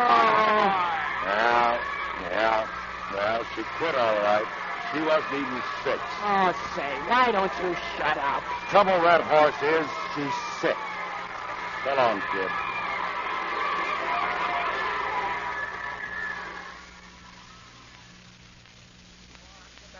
Get her out of here. I'll take care of her, Mr. Gale. I won't need you anymore, kid. You won't need me. That's right, sorry. But wait, Mr. Gale, Lady Q and I couldn't get along. She'll get along where she's going. She won't need a swipe in the boneyard. Get her moving out of here. Hey, wait a minute. What is this? You ain't going to shoot that horse. That's just what I am going to do. Why, you can't do that, Mr. Gale. That's murder. It's worse than killing a person almost. She's just an animal. She ain't responsible. She never wanted to do nothing to you. Nothing except rob me of every nickel I had. Now, wait a minute. You owe me 6 weeks' salary. That's $30. Give her to me and we'll call it square. What are you going to do with her? How do you expect to feed her, or do you expect to eat her yourself? Well, that won't be no concern of yours. All right. But don't let me see either of you again. Your jinx is both of you. I'm through. Now take her out of here. Oh, thanks, Mr. Gale. Thanks.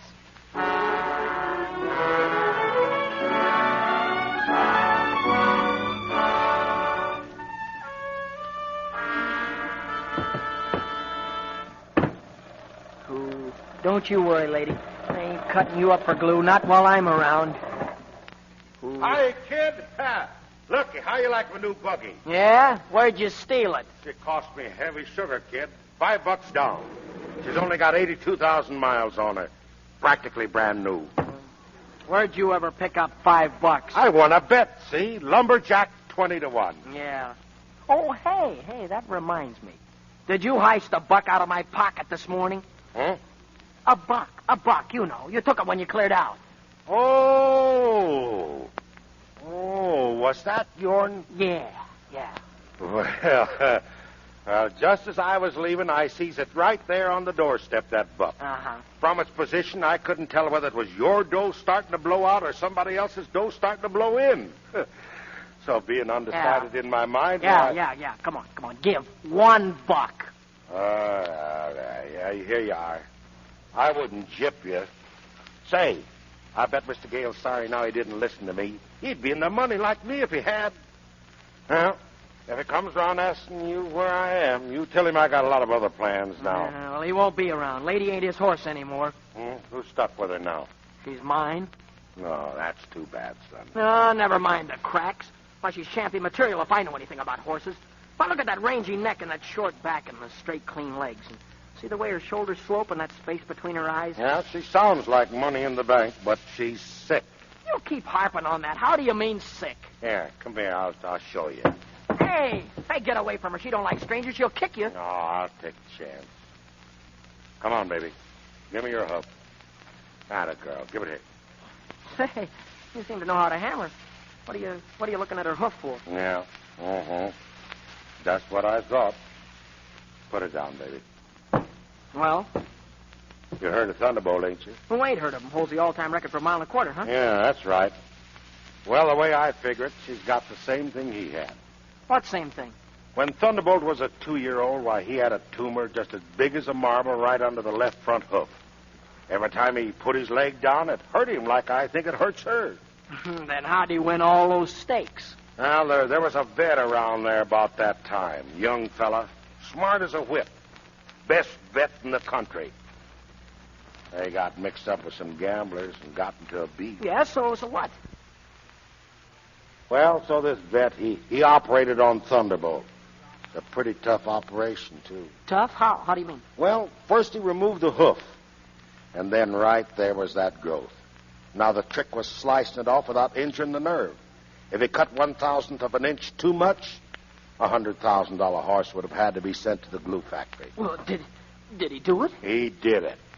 He nursed the animal through the fever that always follows an operation like that, and next year, Thunderbolt won more money than the owner could count. Well, do you think it hurts Lady Q just to walk? No, how's it feel when you got a pebble in your shoe? Look, tell me, where's that vet now? Oh, that vet? Yeah. Oh, he's dead. Well, I'll be moving along. Oh, wait a minute. Where are you going? Oh, I'm going to go and get a beer or something. Oh, I think I'll trail along too, huh? No, nothing doing. They don't sell them to minors. Well, I can drink sarsaparilla. Oh, guys. Just the sound of that makes me sick at my stomach.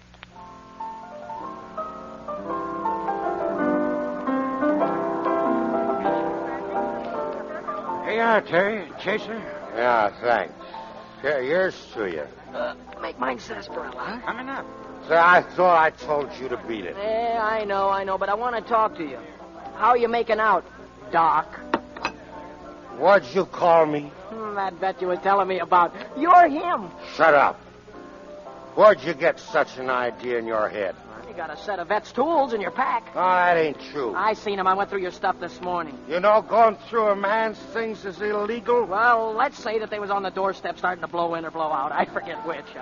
Oh, I won them from a fella in a crap game. I'm saving them to hawk sometimes when things is real bad. That's baloney. They're yours. You know too much about horses to be just an ordinary guy. Well, I've been around horses. I've been following the races all my life. And you knew what was wrong with Lady Q the first time you seen her yesterday morning. Oh, no, I was kidding. You knew she had a tumor under her hoof just like Thunderbolt. Well, I was lying about Thunderbolt. He never had... He had no... why don't you fix? Oh, he had... You go hire a hole. Keep away from me, Kid. Go on, jump in that sarsaparilla and drown. Yeah, well, thinking it over, I guess I ought to apologize to you for calling you a vet and saying those tools were yours. Okay. Just the reason I thought that was because I got a lot of respect for vets. Yeah, they'll be pleased to hear that. You know why? Because they love animals, and a guy that loves animals must be a right guy. Not the way you feel? Well, sure, animals are swell. They need you. They never hurt you. And, gosh, they love you to death. Yeah. And they never ask who you are or what you are, do they? You bet. And another reason why I respect vets is, well, being able to tell just what's wrong with an animal is hard. Well, when a man goes to a doctor, he sticks out his tongue and he says, ah! And then he says, I got a pain here, a pain there. It makes it a cinch to cure him. But an animal can't tell where it hurts. Positively, vets is as great as doctors. You bet your pants they are. And that's what I'm going to be someday. A great vet. Does it take a lot of studying? Yes, it takes... Oh, how should I know? Okay, Doc.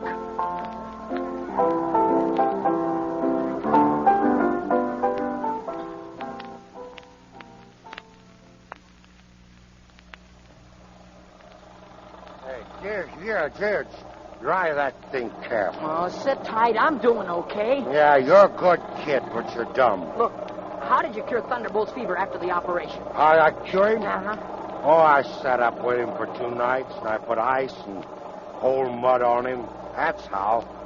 I'll drive me someplace where I can get another drink. Well, that's what I'm doing. Here we are. Yeah, here we are. Where? Hey, this is the stables. What's the idea of bringing me back here? Come on inside. Somebody will see us. Let me go. Go on in. Nobody's supposed to be in the stables Let go of at my night. arm, I said. Go on in. Let me go. Hey, what's the idea? Doc, do it for me. Will you, Doc? Do what? Will you operate on Lady Q? Oh, Will you? Get out of my way. Get I'll, it. I'll pay you. How much do you want to do it? Oh, about $2,000. All right, I'll get it. I'll steal it. I mean it, Doc. Well, while you're at it, you better steal a lot more. My price has gone up $5,000. Yeah. Sure. That operation probably wouldn't be worth 5 cents. I wouldn't let you do it even if you wanted to. All right, that's okay with me. An old gin-soaked has-been like you, why, you'd probably kill her if you got close enough to blow your breath on her. The best vet in the country. Smart as a whip. Oh, that's supposed to be you? Boy, that's a laugh. Yeah, I got a good mind to bust you in the nose. You ain't got a good mind. Look who thinks he can do an operation. Cutting within a thousandth of an inch of a nerve. With those hands trembling like jelly? Oh, boy, you're killing me. Killing ain't a bad idea. You couldn't operate a slot machine. You're a has-been. You're all washed up. I could do that operation as good now as I did it 20 years ago. I'll show you if I'm a has-been. I'll operate on that old cripple. Oh, Doc. Oh, yeah. Yeah, you're pretty cute. That's the idea. Thinking you can get me mad enough to fix up that old horse. It almost worked. Oh, gee, Doc. Why won't you help us? Why should I? That horse ain't nothing to me, and you're even less. But, Doc, you got a chance to do something great. She was good once. You can make her good again. Doc, it's like somebody's a big shot. See, he's riding on top of the world, and then he gets a bad break, and he goes down. Then along comes a good guy like you, Doc, and gives this fella a helping hand and puts him on his feet again. Gee, if you've ever had a tough break in your life, you ought to understand something about the break she's having. That growth must be killing her with pain, like you said, but she'll run her heart out for me if I ask her. I guess that's what you call it, thoroughbred. Only thoroughbreds got great hearts like that. And if we don't help her, gee, Doc, we ain't got any at all. Shut up, you. Run over that drugstore on the boulevard and get me some chloroform and knock her out with. A great big can, a lot of bandages. Oh, yes, sir. I'll cure your horse. I ain't forgotten the disrespectful way you talk to me, though. After I'm through, I'm going to give you the worst licking you ever had. I'm going to beat up on you so you'll remember it the rest of your life. Get going now. Oh, yes, sir.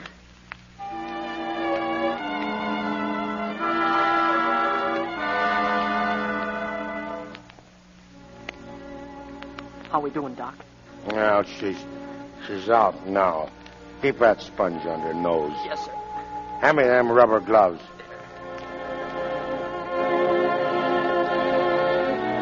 There you are. There it is. There's the hoof. There's the growth, just like I said. Gee, Doc, it'll be all right then. You can fix her. Put that light out quick. Everybody out? It's the watchman. He's making the rounds. Everybody out? Everybody out? It's okay now. He's gone. Turn out that light. But we gotta have light. We can't leave her like that. You want to land me in jail? Somebody catches me doing this without a license, I got the can. Why? You ain't doing nothing wrong. I got a good mind to scram out of here. What am I doing this for anyway? Gee, Doc, you can't. How do you expect a man to work in the dark? I got a flashlight here. That'll help. Look. That battery'll go dead any minute. Well, maybe it'll last. All right, I'll just stand over there and keep it turning where I tell you.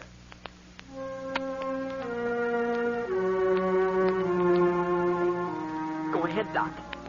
What are you stopping for? I can't do it. I'm forgetting how. You can't stop now. You can do it. You're a great vet. You've done this before. You've made a champion out of a cripple. You can do it if you just try. Come on, Doc. Oh, no, I need a drink. Well, I'll get it. Only don't stop. Please, Doc.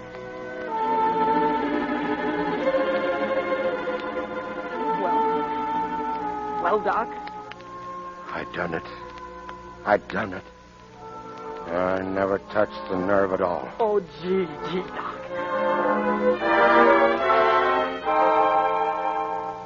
Now we got to make preparations for fighting that fever. You get all the blankets you can. Get a lot of cold water ready. Dig up some cold mud. Cool. I got the mud here, Doc. Put it on her neck. You give me. Here. Oh. Doc, what's the matter? Get up, Doc. Listen, you can't pass out on me this way. I don't know what to do. She'll die. Wake up. Wake up. Quiet, lady, quiet. I'll take care of you. I'll fix you, lady. Oh, let her live. Let her live, Lord. I don't know the words, but I'm asking you to let her live. She's so brave and beautiful. She's all I got. So if it's okay with you, please. Let her live.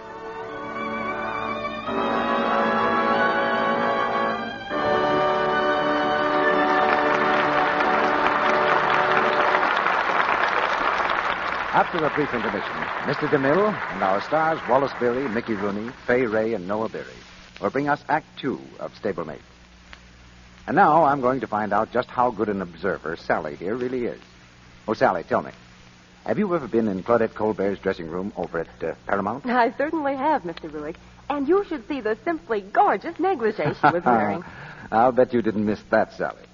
But did you notice what soap she keeps there? Oh, why, yes. Lux toilet soap, of course. And you know, Mr. Ruick, Claudette Colbert says she just never neglects her daily Lux Soap Active Lather facials. Thank you, Sally. And now, for the benefit of those women who haven't yet tried them, will you explain exactly how to take an active lather facial? My goodness, Mr. Ruick, I'll be glad to do that. Because active lather facials with gentle Lux toilet soap are such a wonderful beauty aid, I think every woman should know about them. They're easy and so quick, too. You just pat Lux toilet soap's creamy lather lightly into your skin, rinse with warm water, a dash of cool, and pat gently to dry. Then you'll notice that your skin feels softer and smoother, looks so fresh and nice. Well, it's really very simple, and yet every woman who uses this care regularly finds it a wonderful beauty aid, a real help in keeping skin smooth and lovely all the time. Yes, Claudette Colbert, like other famous screen stars, uses this daily Lux toilet soap care. Active lather facials give her priceless complexion the protection it needs. Active lather is thorough, removes stale cosmetics, every trace of dust and dirt, yet it's gentle as can be. Now, if you'll try Lux Soap Active Lather Facials for 30 days, I know you'll find they really work. Give your skin this care as a quick beauty pickup during the day, always at bedtime. Then see if you don't feel like joining the famous stars and the millions of lovely women everywhere who say, Active lather facials are a wonderful beauty aid. A wonderful aid in keeping skin soft and smooth, the way it ought to be. We pause now for station identification. This is the Columbia Broadcasting System.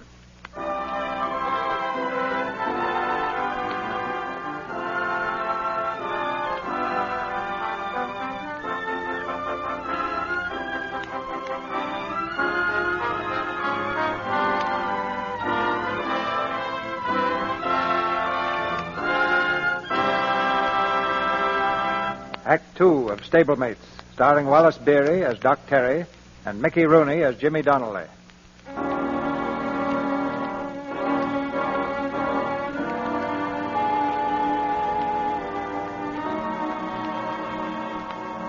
Jimmy's prayer was answered. As the long night ended, Lady Q rallied. Her fever broke, and the doc knew that she'd pull through. It's a few weeks later. In a dilapidated horse trailer, Lady Q bounces away from the stable area, behind Doc's $5 jalopy. Doc is at the wheel, and beside him, Jimmy is in high spirits.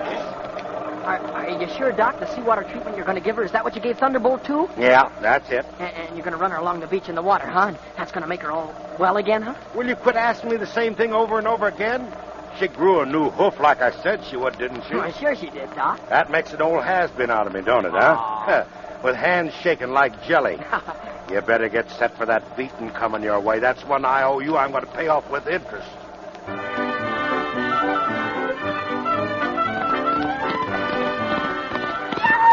Doc, look at her go! Oh, you lady, run it, baby, run it!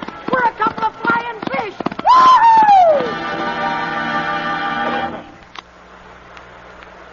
Doc, you asleep? What? I was just thinking. We got maybe another man of war, ain't we? Yeah. The lady'll be the death of more bookies than you can bury in an afternoon. We'll camp out here on the beach a couple of more days. She ought to be fine by then. Okay, Doc. I'm ready. Ready for what? Come on, give me that beating. I guess I deserve it now. Oh, no, not now. I got to get some sleep. Oh, ain't you gonna? Sure I am, but I got to get some sleep first. I ain't going to beat up on you while I'm tired. Okay, Doc. But any time you say, you just let me know, huh? Gee. Oh, I wish I had a drink. Doc, someday I'm going to pay you for what you've done for Lady Q. Any price you say. Oh, sure. When I read in the papers about a cup in a race, I'll send you my bill, huh? Send me a bill? Well, ain't you going to Burlington with us? What for? Oh, well, horse is okay, ain't she? You don't need me no more. But, well, I figured we were sort of partners. No, I don't hook up with nobody. We'd only get in each other's hair like dandruff. Oh, maybe we wouldn't, Doc. Maybe it'd be natural for us to be together, like ham and eggs or pork and beans. Or frankfurters and sauerkraut, huh? Well, you could be her trainer, Doc. If anybody can make a top horse out of her, it's you. No, it wouldn't work out. I can't be hanging around a kid like you. I ain't dependable. Someday you'd wake up and find out I'd skipped out. But, Doc, you can't walk out on us. We're going to make big dough together. If Lady Q wins, maybe I can go to school to be a vet. You serious about that? I sure am.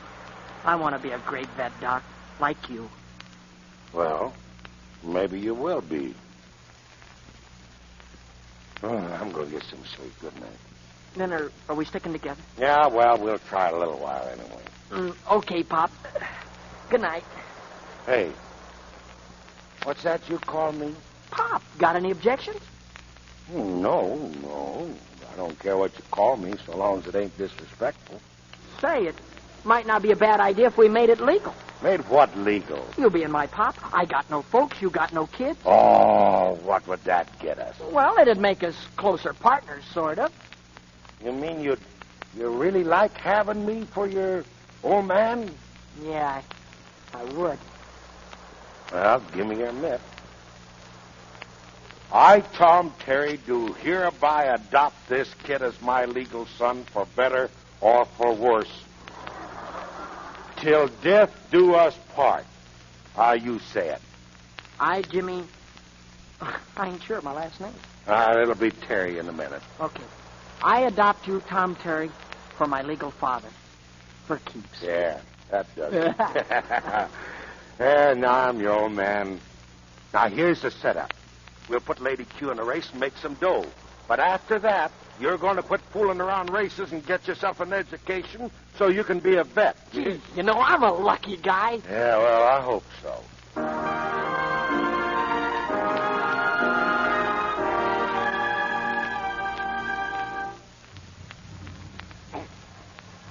Say, you think we ought to try and make the racetrack, Pop? You know, pop sounds good even out here in the rain. Sure we can make it. It's only about 50 miles. Oh. What happened? That's it. I think we blew a fuse. I heard something drop underneath. Must have been the drive shaft. Yeah. Well, maybe when the rain stops, we can get her going again. No. I can tell rigor mortis when I see it. They don't build nothing to last these days. Say, there's a barn over there, Pop. Maybe if I asked up in the house, they'd let us use the barn to sleep in, huh? Yeah, they might say no. We better just use it without asking nobody. Come on, get Lady Q. Come on, lady.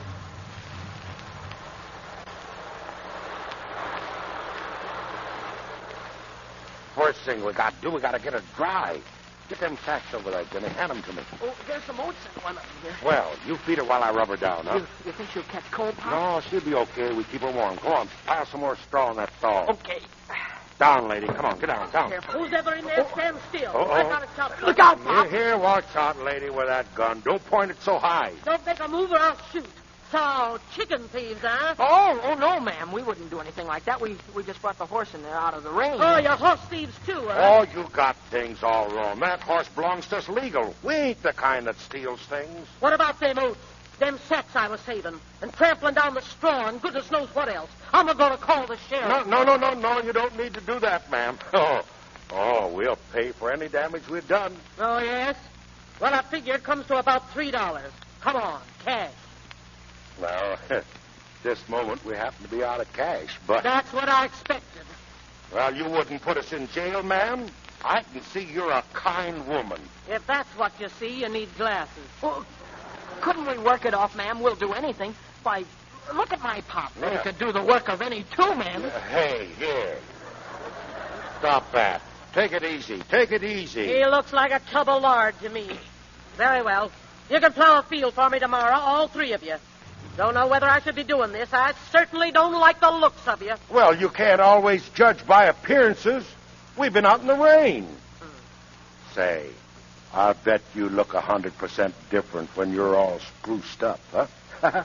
I look just the same, wet or dry. I'll call you at 5 in the morning, and I'll expect you to be ready. Hey, wait, lady, wait. What's the matter? She's locked us in.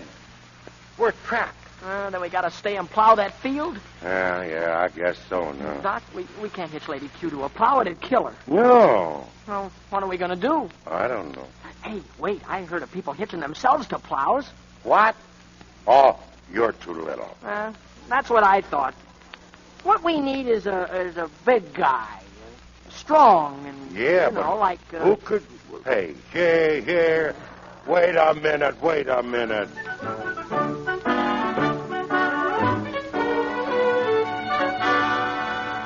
Pull, Doc! Pull! Oh, you're doing great, Doc! Keep pulling! Wait a minute, I gotta rest. Okay, take it easy a while. How you feeling? Well, I'm still breathing. Boy, with difficulty. Yeah, it's this country air. It gives me pep. Air ain't bad. Hey, maybe there's something to this early rising and working out of doors. I'll say there is. Oh, look, Pop, look at Lady Q over there. Kick him up, lady, kick him up. Oh, she's having a great time, ain't she? Hey, that's swell for her. Hey, here's what I think we should do. Instead of entering her just in any race, we'll put her straight off into a stakes event.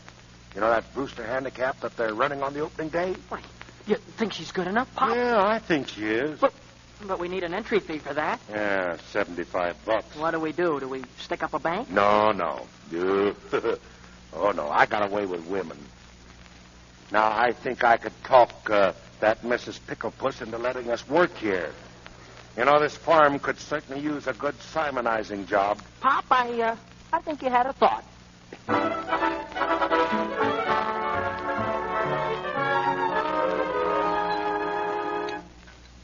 That couldn't be mince pie, ma'am. It could be, and it is. That's my favorite pie. Mm-hmm. Mine, too. Even if it wasn't, that's all you'd get tonight. Ma'am, you know, I've been thinking. It must be kind of lonely for a woman living out here all alone. Don't you find it so, ma'am? Got a canary and a shotgun. Company and protection. All I need. Well, don't you ever feel the need of human companionship? You know, man was not made to live alone, and that goes for women, too. I don't call having had 5 husbands living alone exactly. 5 husbands? That's right. One at a time. They all passed on. Mr. Flanders right in the middle of spring planting. No. Yeah. Well, it ain't hard to understand your success with men, Mrs. Flanders. A handsome little filly like you. I bet you was a pretty little thing. Never was, ain't now, and never will be. Now, suppose you quit buttering me and start on the bread. And if what you're getting around to is that you'd like to stay and do some work for me, well, I'll pay you for it. Oh, gee, thanks.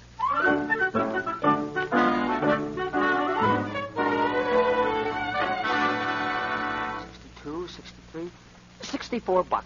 Say, Pop, that ain't bad for a month's work. Yeah, what you better do is to hitchhike up to Burlington and get an entry blank. I'll raise the rest of the dough somehow. Go on, beat it. Starting this minute.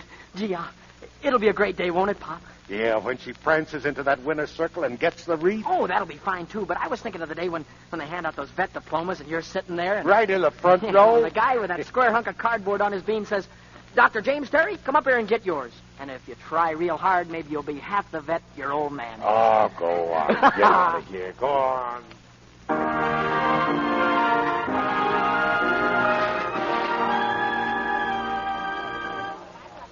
Okay, here's that entry blank, son. But what you're going to do with it, I don't know. This is a horse race. Oh, thanks, sir. Oh, we've got a horse. Well, good luck, kid. Thanks. Hi, Jimmy. How's it going? Well, if it ain't Sherlock Holmes himself. How's the snooping business, Barney? Good enough. How's the stable boy racket? Oh, I wouldn't know. I'm an owner now. Remember Gail's horse, Lady Q? Yeah, the shortstop. Well, she quit stopping long ago. She's mine now. We're entering her in the handicap. Great stuff. But who's we? Me and my old man. Didn't know you had a father. Oh, say, ever run into that guy again? The one who was hanging around Gail's stable one day? Well, Barney... I finally remembered who he was. Looked him up in the wanted file at headquarters. It's Doc Terry, all right. What? Oh, that's his name. Thomas Terry. Used to be a vet. He owes the state about 8 years. Haven't bumped into him, have you? Why, No.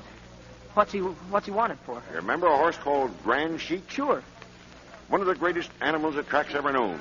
Well, Booze got Terry, and he mixed in with a bunch of grifters who wanted Grand Sheik to lose. So they got Terry to do the old sponge act. Well, Barney, Booze makes a guy do funny things. Yeah, this wasn't funny. He put too much on that sponge, and the horse dropped dead in the middle of the race. Well, we nabbed Terry, and he got a 1 to a 5-year rap. Then he served his time. He skipped bail. Oh. Well, I've got to shove on now. See you the opening day. Maybe not, Barney. Thinking it over, maybe her hoof ain't right yet. Maybe it's too soon after operation. Operation on her hoof? Who did it? Well, a vet, a guy I found, young fella. He's... Terry did a marvelous operation on a horse once. Oh, this wasn't anything like Thunderbolt's I didn't mention the horse's name. How did you know about it?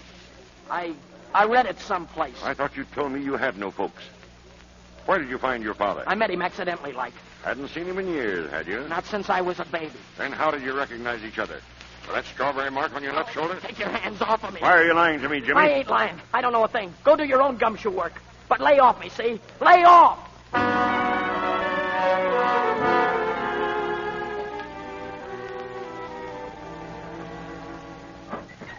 Pop! Pop, are you here? Oh, where'd he go, lady? Gee, lady, we're in trouble. If Pop goes near that track, Donovan will nab him, sure. We can't let a great man like him go to jail no matter what he done. There ain't nobody like him in the whole world. Oh, what are we going to do? Jimmy. Pop. Come on, son. Gee, I'm glad you're back. Now, hurry up. What's the matter? Throw your toothbrush in there and whatever else you got. We're scrambling out of here fast. Was something wrong? Yeah, there's plenty wrong. Remember I told you I had a way with women? Yeah? Well, it's gotten out of hand. That widow wants to marry me tomorrow whether I like it or not. Come on, get going. She's liable to be here in a minute. Now, wait, Pop. I wouldn't do nothing hasty. That sounds pretty good. Listen, it ain't you she's marrying. It's me. Think I want to settle down here in this hole with a 5-time loser? It ain't safe. That's just what it is, Pop. Safe. I mean, well, you'll be took care of the rest of your life. I'll bet she's got a lot of dough socked away. No, I ain't married for money. Not her anyway. What about racing Lady Q and getting the dough for your schooling? Oh, we don't have to race her. We don't need no dough. Why, you could teach me. I'll bet you know more than all the vet schools put together. Listen, 2 things I ain't. Teacher and a husband. So shut your face and let's get packed. We can make Burlington before morning. Pop, we ain't going to Burlington. I don't want to race Lady Q. I don't even want to be a vet. So long as I'm your old man, or so long as we stick together, you'll do what I tell you to. That ain't going to work out either. What ain't going to work out? Oh, sticking together. I've been thinking it over, too. You gone out of your head? I've decided that you and me were a lot different, see? We don't belong together. What? Well, you said at the beach we'd give this partnership a try. Well, we've tried it out, and I don't think it's worked out. It ain't worked out. No, it ain't. I suppose you think because you done a little work on Lady Q, you own half of her. Well, you don't. You're not cutting in on any dough she's going to earn. You better stay here with a widow and cut in on her dough. And I'm unadopting this right here and now. Here's the dough we earned. Here, you can keep it. Oh, you can't mean that. We said till death do us part. Well, that don't mean nothing to me either. You ain't going to Burlington. Well, where you're going, I'm going. No, you're not, see? Jimmy, what's happening to you? You and me, we're through. We're through. Listen, you see this belt? I'm your pop, and if I have to use it on you... Give me that belt. You ain't using anything on me, and if you don't let me alone, I'll use it on you. Now, listen. Get away from me. Oh. There. I told you. I warned you, didn't I? Maybe that'll show you that I meant it. We're through. Okay, kid. Okay. That's the way you want it. So long, Jimmy. Oh, gee. Say, Pop.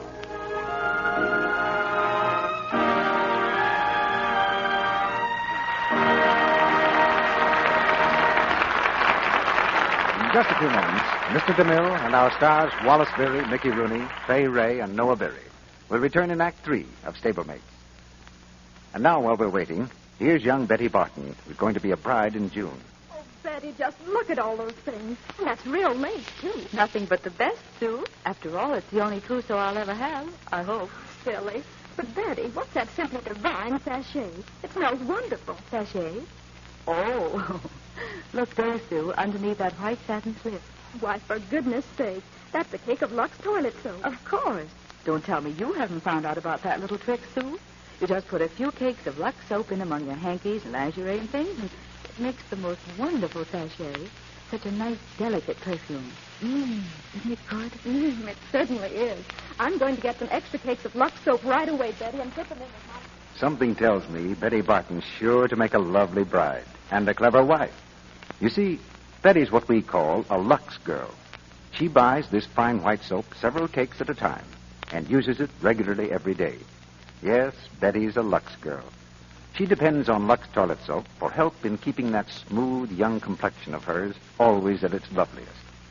She uses Lux soap as a bath soap, too, because she knows active lather will make her sure about daintiness, sure of skin that's really fresh, perfumed with a delicate fragrance that clings. Betty's so fond of that perfume, as you've seen, she's delighted with the way she can use Lux toilet soap as a sachet, too. Yes, Betty's a Lux girl, a clever girl, a girl who makes men say, "Gosh, Betty, I love to be near you. Your skin is so sweet." And now Mr. DeMille returns to the microphone. The curtain rises on the third act of Stablemates, starring Wallace Beery as Doc Terry, Mickey Rooney as Jimmy, and Fay Wray as Mrs. Shepherd.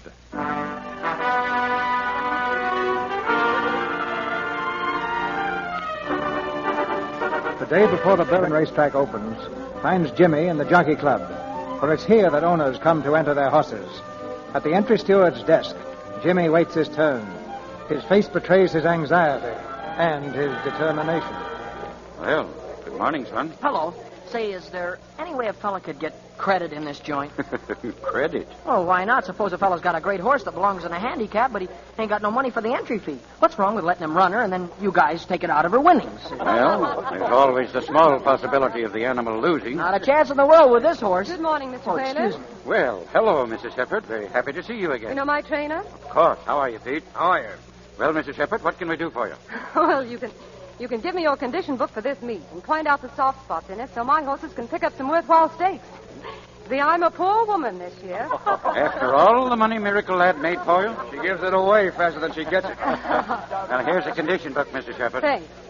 We're going to work Miracle Lad in a little while. Come out and watch. He's the greatest piece of horseflesh you ever peeped at. I'll race my horse against him anytime, anywhere. What? All right, son. Run along now. Wait, Stuart. Are you a knower? Yes, ma'am. And my horse is as good as any at this meet. You bring on Miracle Lad and she'll show him. Well, I might do that sometime, but not right away. Because he's just been shipped down from the farm. He's had a long, tiring journey. Well, I walked Lady Q 23 miles last night to get here, so that makes us even.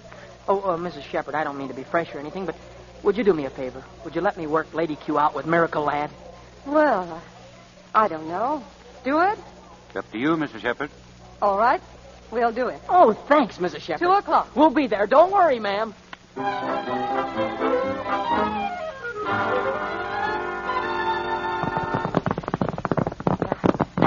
Hey, what's the idea there? Keep back. Go on, let that hot house work it out. Now get back, you mug. Get back. This is Miracle Lad. This is Lady Q.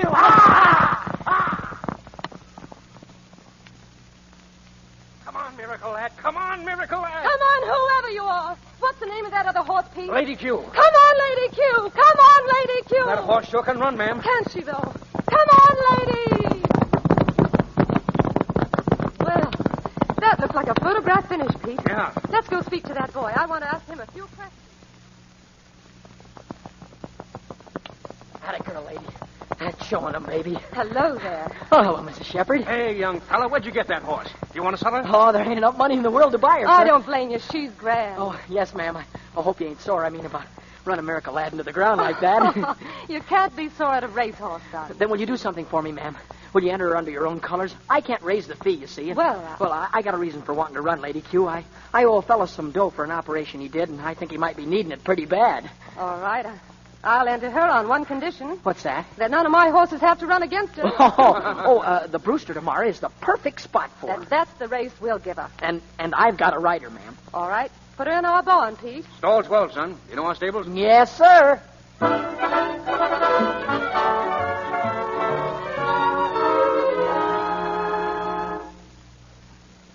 Well, son, how do you like your riding silks? Gee, they're awful pretty, Mrs. Shepherd. I ain't never seen them with so many colors. I look like a rainbow with pants on.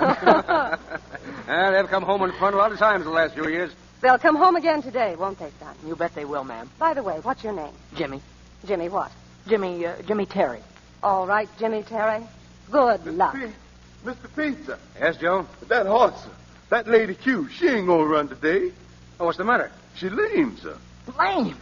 Why, she can't be lame. She holding her foot up, all sore on the knee. Her foot? Let's take a look. Now, don't worry, Jimmy. Pete'll know what to do. Come on. How does she look, Pete? What is it? Can't tell, ma'am. Might be anything. Now, it's too bad, young fella. If she can't run, I'd better go over to the steward's office and scratch her. I guess so. I'm sorry, kid. I'm sorry, too, Jimmy, but don't take it so hard. We'll have her fixed up and run her some other time. The meet's just begun. Well, she ought to run today. Some other time it'd be too late. Today's when she should be running. She can run today. Doc, get out of here. Who is this, Jimmy? Her hoof's a little bit tender, ma'am. That's what I figured might happen, so I brought along a bar shoe with me. That'll protect it. With this on, she'll run the pants off of anything in the race. If you don't mind, I'll just go to work now. It won't take me long. Who are you, please? Well, I used to take care of her for that kid there. Well, if she's going to be all right, I'd better stop Pete. Thank you very much. Well, that's okay, ma'am. Come on, lady. Let's see that hoof. You get out of here. I'll go just as soon as I fix her Never up. mind her. You get out of here now. Not till I'm through. I take an interest in my patients. She'll run when she gets this thing on. I don't care if she runs or not. Now get out, I tell you. If you're scared that I'm going to cut in on her winnings, why quit worrying. I ain't bothering either of you again. Who cares about her winnings? You got to leave her before that detective nabs you. What are you talking about? That detective Donovan. He told me all about it when I came here for the application. Poppy's hanging around watching me just so he can get you. Donovan told you?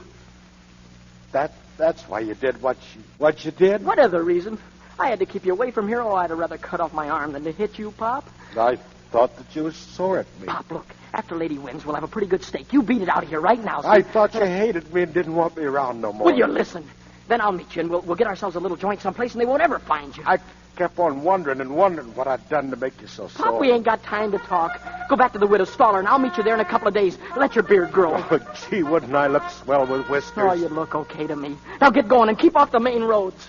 Son, I'd like awful much to watch you win that race. Ain't you got any sense, Pop? I'm telling you that Donovan is here at the track. Oh, I could stand someplace where he wouldn't see me. Pop, if you don't get out of here right away, I won't even race her. Okay, son, okay. I'm going. I don't think so, Doc. Oh, gee, Pop. Unless you meant maybe that you're coming with me. Oh, hello, Barney. You ready now? I guess so. There's a train in a few minutes. Barney, let him alone. Please let him alone. Oh, easy, son. You better get going. You got a race to ride. I can't, Pop. Oh, sure you can. No, sure Pop, you can. Please. Go on. Do you hear me? You got to ride.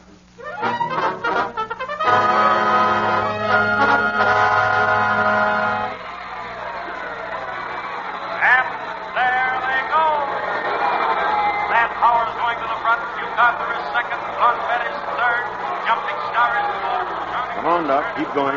We've got a train to catch. Wait a minute, Barney. You mind if we watch the race? That's my kid riding. Your kid? Don't make me laugh, It's Doc. my kid, I tell you. It's the way I feel about him anyway. What do you say, Barney? Let me watch him win, will you? Okay. Get over there to the rail. Star on the far turn. It's Blanfett in front by one length. Matt Power between horses is second by a neck. You've got for his third by a neck. Jumping Star is fourth by 2 lengths. Mr. Bundy is fifth. And here comes Lady Q. Lady Q on the outside is now fourth. Turning for home. Come on, Jimmy. Come on, ride it, Jimmy. Come on, Lady Q. Run for Jimmy. It's Jimmy, lady. For the kid. Run for the kid, please. It's Matt Power in front by 2 lengths. Jumping Star is second by 1 length. The Lady Q is third. Lady Q is going into a drive. It's Matt Power in front by 2 lengths. Lady Q is second by a head. Jumping Star is third. It's Matt Power and Lady Q. Matt Power and Lady Q. Matt Power by neck and Lady Q. They're neck and neck. They're head and head. It's a driving finish. They're coming down now with Lady Q in front by a nose. Lady Q wins it.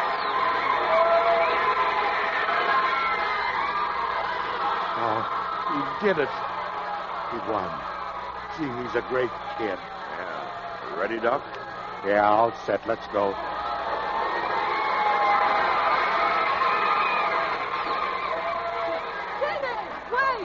I can't, Mrs. Shepard. I gotta get out of here, please. Jimmy, what's wrong? Something's happened to my father. Your father? That was him that brought the bar shoe for Lady Q. He's in trouble, really? Mrs. Shepard. What sort of trouble? There was a detective after him. He was taking him to the train. Detective? Hey, young fella, there's a $2,500 purse waiting for you. Come on, I'll let it wait. Help me, ma'am. Will you, please? Of course, Jimmy. Come on, I've got my car outside.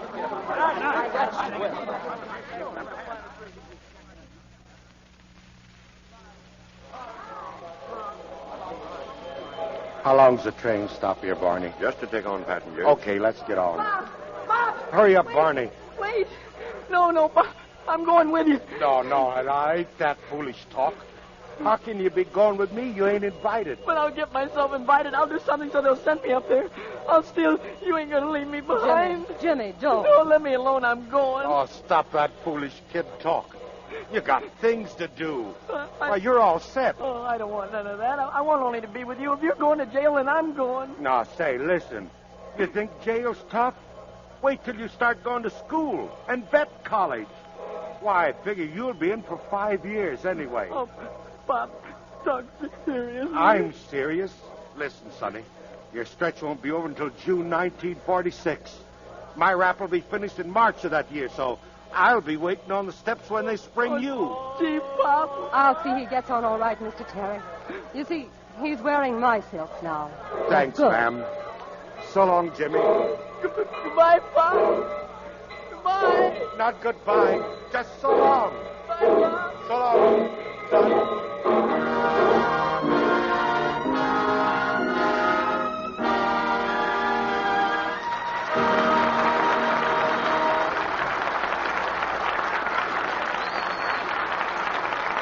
Jimmy and the Doc seem to have the future fixed up pretty well, as the curtain falls on Stablemates. Now Wallace, Beery, Ray, and Mickey Rooney are coming back to the microphone. Thank you, CB. You know, we all had a great time here this week, didn't we, Mickey? You bet, Mr. Beery. You're too big to argue with anyway. How do you like that, Fay? I bring this kid up from a pup, and now I can't even get a little argument with him. Oh, go ahead, Mickey. Make him happy. Argue with him. Not me. How can I argue with a fellow that's been in pictures 25 years? He must be right.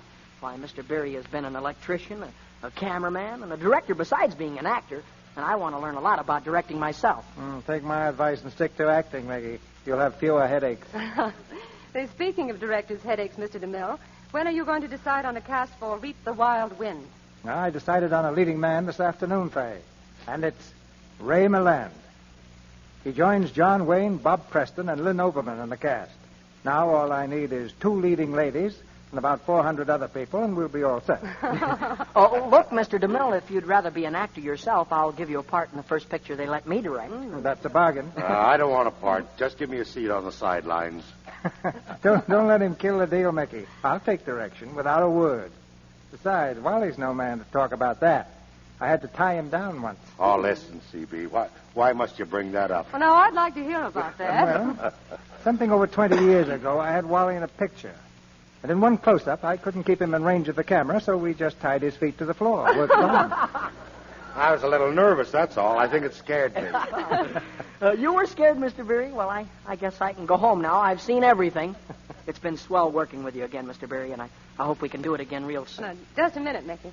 Before we go home, there's something I'd like to say about the product behind this theater. Lux Soap. It may not be news, Mr. DeMille, because, well, I think I've told you before that Lux Soap has been my regular complexion care for a long time. I haven't changed a bit, except that I think I like it better than ever. Just keep right on liking it, Fay. And that shouldn't be hard where Lux Soap is concerned. What play are you going to have here next week, CB? A story about Hollywood, Wally. Oh. The play is called Stand-In. And our stars are Warner Baxter and Joan Bennett. Walter Wanger made the motion picture from a story by Clarence Buddington Kelland. And next Monday night, you'll hear Warner Baxter as the banker who tries his hand at producing motion pictures, and Joan Bennett as the stand-in who stands out and becomes more important than the star. It's a play right out of our own front yard with plenty of thrills and excitement. Well, I think you must have picked that one out for me, Mr. DeMille. I think it'll be a great, great show. Good night. Good night. Good night, Mr. DeMille. Good night. Good night. If wishes were actors, producers would all have casts like you. Ladies and gentlemen, the President of the United States has proclaimed the month of April Cancer Control Month. Hundreds of lives are saved annually by knowledge of the facts about cancer. You may enlist in this battle, a vital part of the national health defense, by writing to the American Society for the Control of Cancer, 350 Madison Avenue, New York City. Free information is available there, or from a unit of this society in your local community.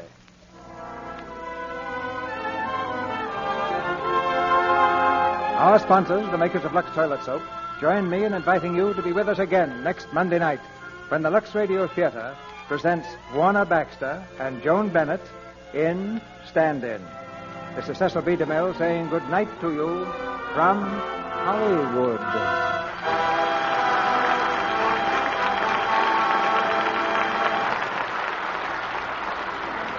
Fay Wray is appearing in the Columbia picture Adam Had Four Sons. Heard in tonight's play were Verna Felton as Beulah, Griff Barnett as steward, Lou Merrill as announcer, Sidney Miller as Cliff, Wally Mayer as Gale, Warren Ash as Pete, and Jack Carr as groom.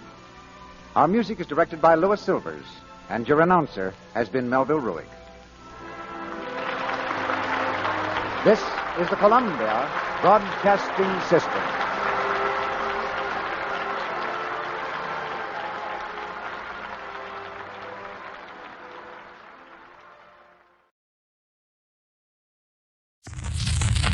The Lady Esther Serenade.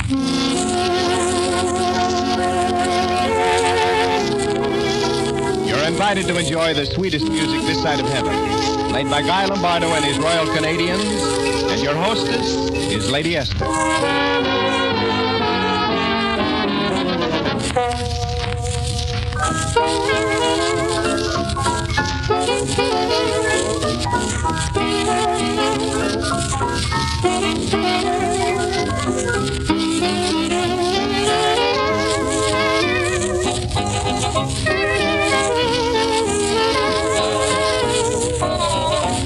Lady Esther presents America's most distinctive dance orchestra, the Serenade.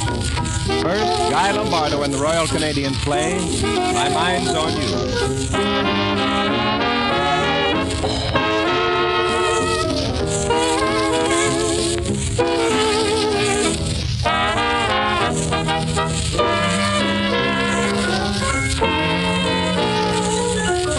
My mind's on you. Morning, noon, and night. What can I do? Won't you set me right? The whole day through. I wanna sing. I think of you. Like birdies sing. The things I ought to know I soon forget. All I remember is the day we met. When people pass And say hello. and ask what's new, They ought to know. I tell them all How I adore. your eyes are blue. And then what's more, My friends keep saying this will never do. But when they're through, my mind's on you.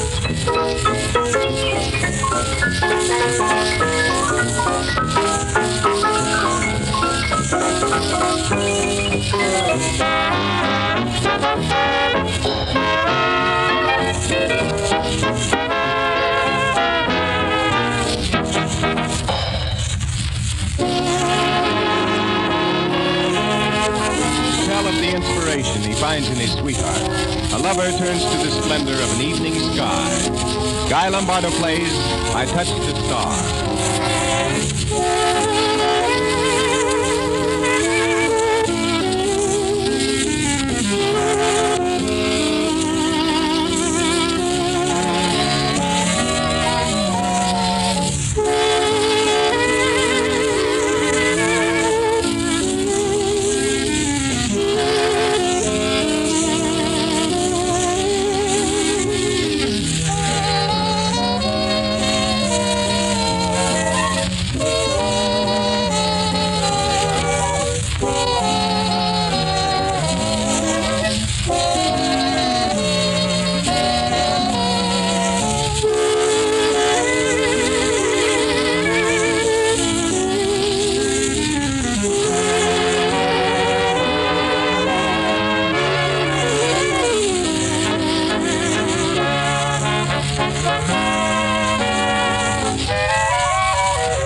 I touched the star when first your lips touched mine, and I brought it down to earth for you.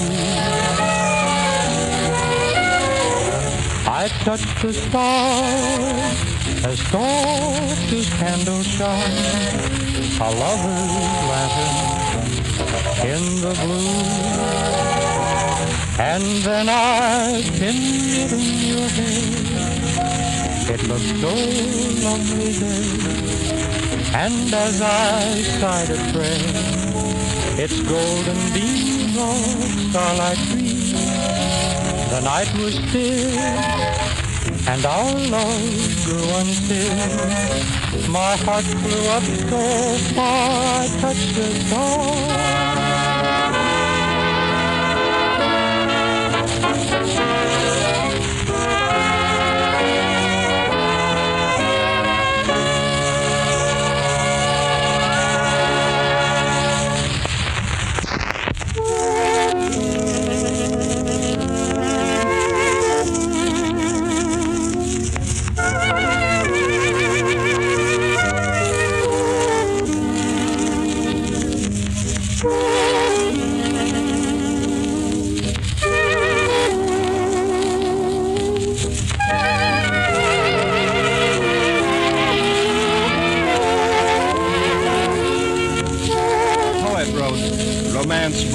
magic delight whenever music fills the night. Guy Lombardo's music and the melody Intermezzo.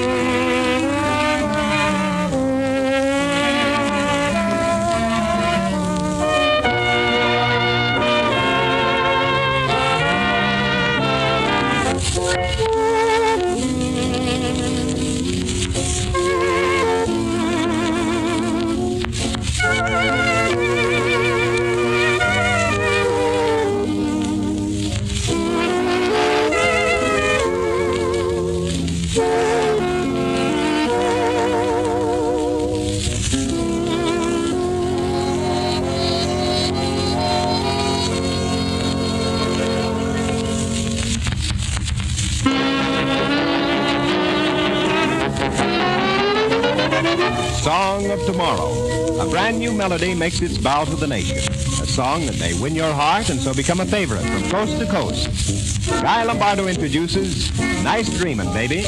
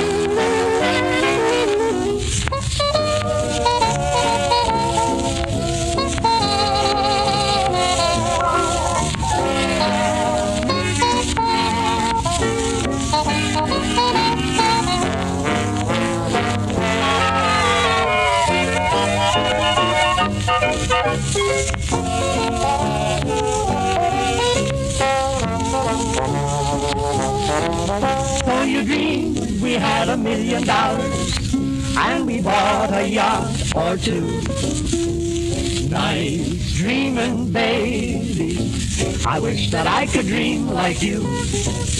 So you dreamed we had a ritzy penthouse and we lifted in who's who. Nice dreaming, baby. I wish that I could dream like you. And if those dreams of yours would all come true, what a happy life we'd lead. But darling, I'd be satisfied with you. You're all I'll ever need. Did you see a cozy little cottage with a lovely garden view? Nice dreaming, baby, 'cause that's what I've been dreaming too.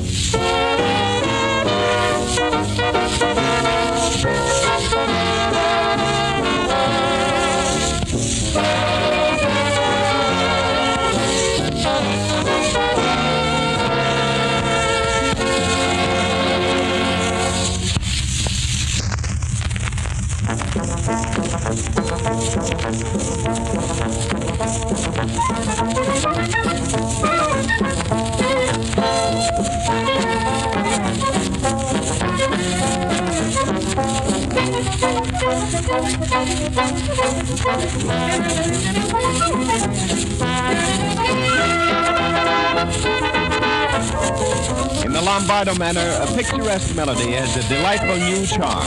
The Royal Canadian play Anitra's Dance.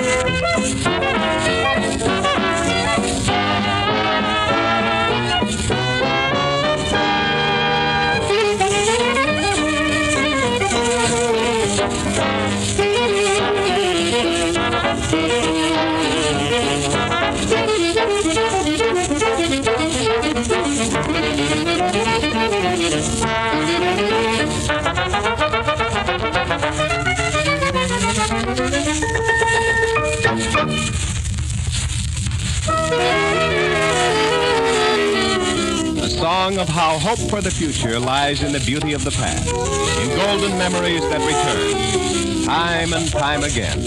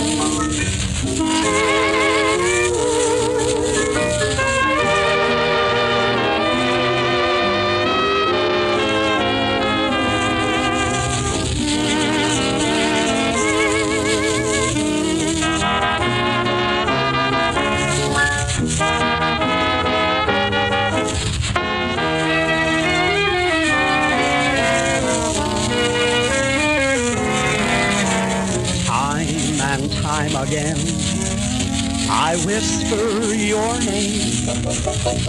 Time and time again, it's always the same. I see your face before me, as always, but always in dreams. Time and time again, I hope and I pray the time will come again when day after day I'll hold you in my arms and see my dreams come true. Time and time again with you.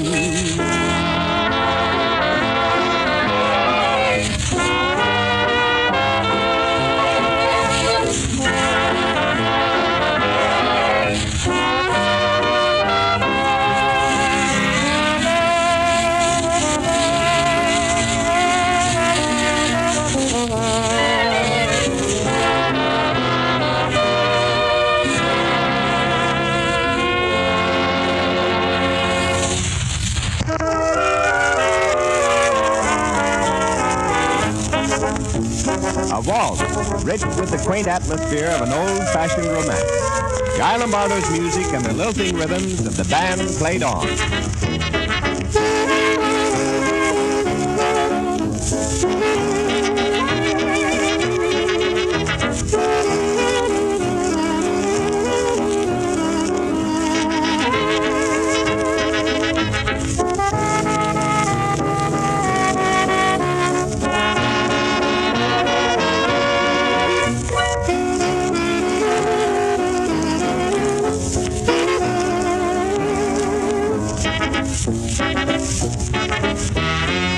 Casey would waltz with the strawberry blonde and the band played on. He'd glide across the floor with the girl he adored and the band played on. His brain was so loaded it nearly exploded. The poor girl would shake with the load. But he'd ne'er leave the girl with the strawberry curl and the band played on. Casey would waltz with a strawberry blonde and the band played on. He'd glide across the floor with the girl he adored and the band played on. His brain was so loaded it nearly exploded. The poor girl would shake with the load. He'd ne'er leave the girl with the strawberry curl and the band played on.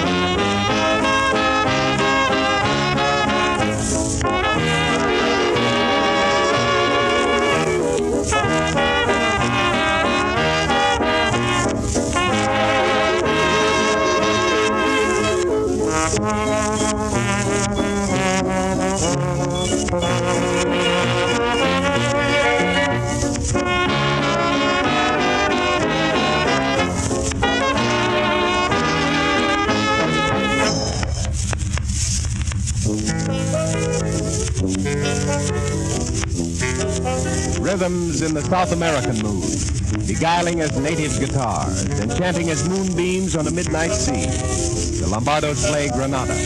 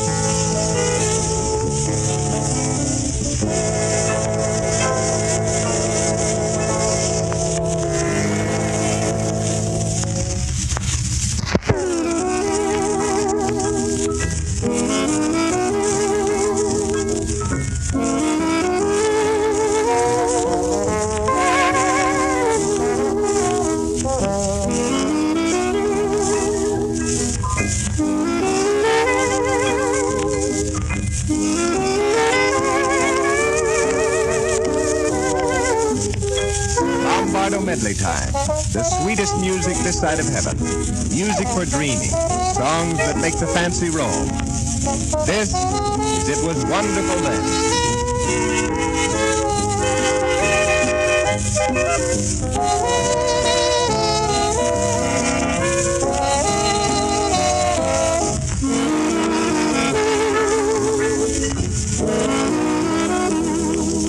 Let's dream this one out.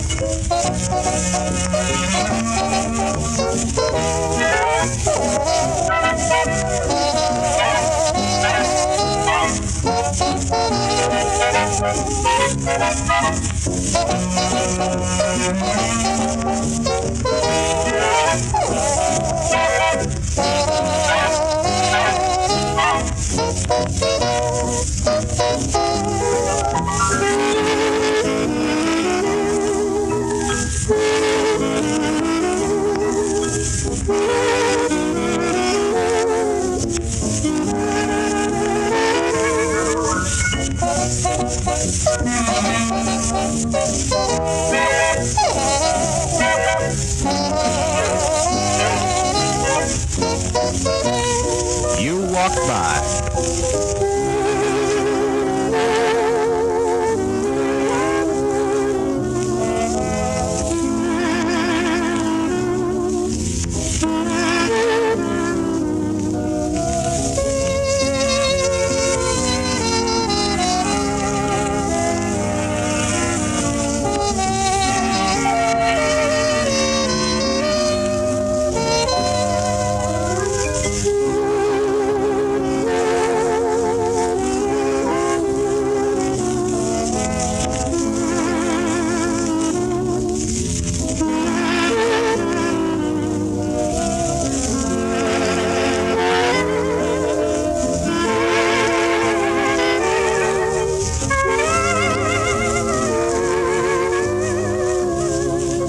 Georgia on my mind.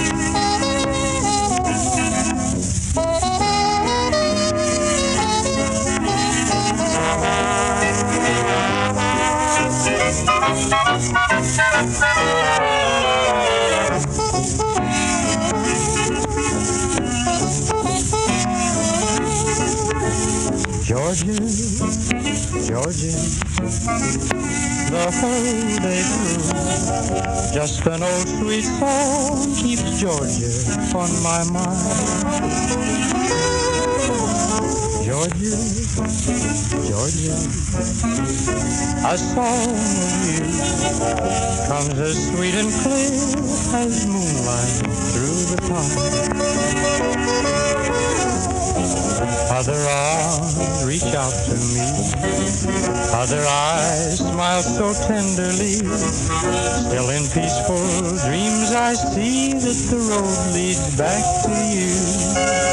So Georgia, Georgia, no peace I find, just an old sweet song keeps Georgia on my mind.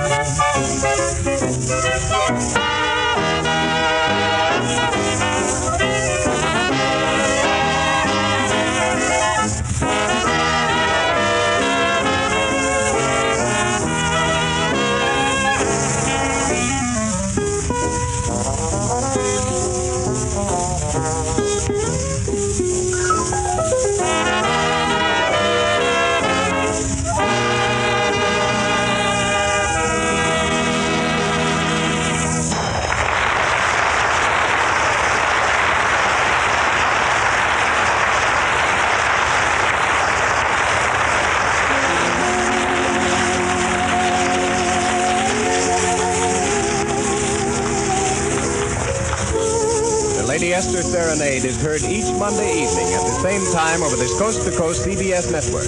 So listen again next Monday to the sweetest music this side of heaven, played by Guy Lombardo and his Royal Canadians, and presented with the compliments of Lady Esther.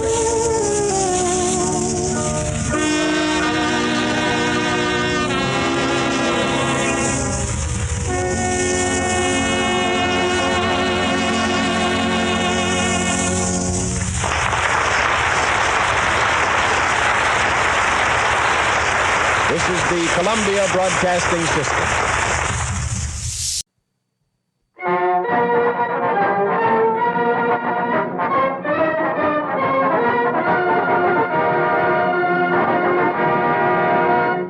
The Cavalcade of America, presented by DuPont, maker of better things for better living through chemistry.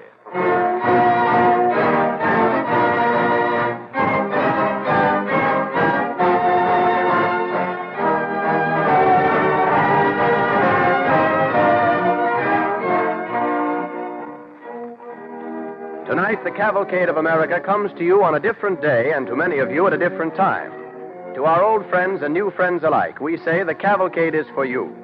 If you will write and tell us which Cavalcade programs you have liked best in the past or would like to hear in the future, it will help us to select the best subjects for our future broadcasts from among the great number we have under consideration. Just address your letters or postcards to the DuPont Company, Wilmington, Delaware.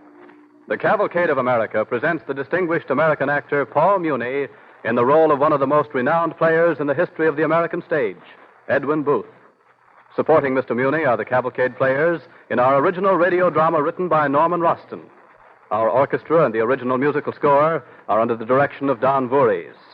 DuPont, maker of better things for better living through chemistry, presents Paul Muni as Edwin Booth on the Cavalcade of America.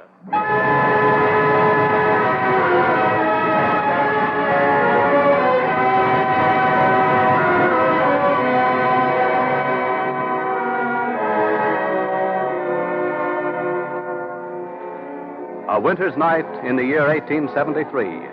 It is 3 o'clock in the morning. Outside Edwin Booth's theater in New York City, the storm is still raging.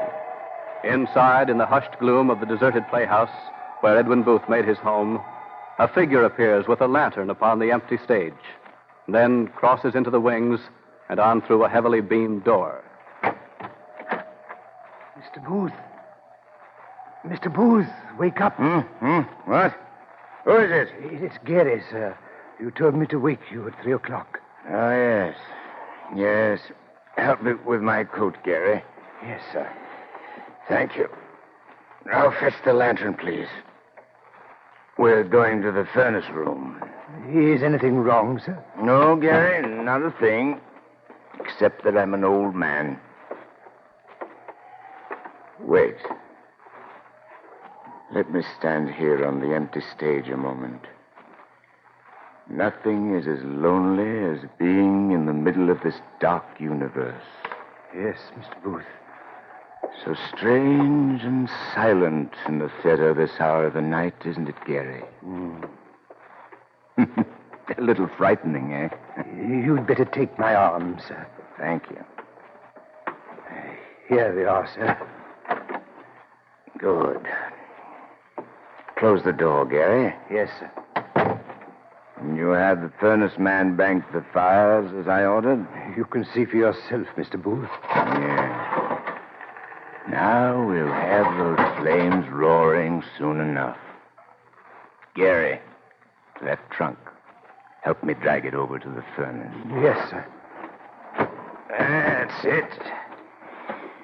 Now take that axe and cut the cords around it. Mr. Booth, you can't. You're not going to burn those costumes. Cut the cords, Gary, or I'll do it alone. Good.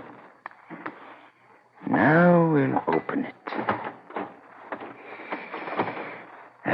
But it smells of death, doesn't it, Gary? These costumes look pretty, eh? They shall look prettier in the fire. I don't quite understand, Mr. Booth. I've decided to destroy a few ghosts. That is all. And the fire is strong now. It reaches out like little red hands. I've brought many gifts for you. All these costumes, these colors and capes and plumes. You will make ashes of them. Even the applause shall go up into the sky and be heard no more. This cloak, you see it, Gary? Yes, Mr. Booth. It was my brother's. Your cloak, John Wilkes. You sure haunt me no longer. You've given me enough grief for 2 lifetimes. How slowly you burn. But yet so well. So royally. Mr. Booth, I can't bear to watch. Next, this satin waistcoat. And silk stockings. And these velvet Othello slippers. And this jewel-studded shirt. Yes, I shall burn them, too. You can't do that, Mr. Booth. How beautifully you postured in them, John Wilkes. How dazzlingly you walked with silver spurs. And what is this? This belted purple robe trimmed with fur. My father's. I remember he had it for many years. Look at it now. Ancient, musty, and torn. My father. He looked so kingly in this robe, Gary. Yes, sir. It takes me back to the first time I played a leading role on the stage. The beginning of my life. It was Richard III. We were in Boston. I was alone with my father in his dressing room just before curtain time.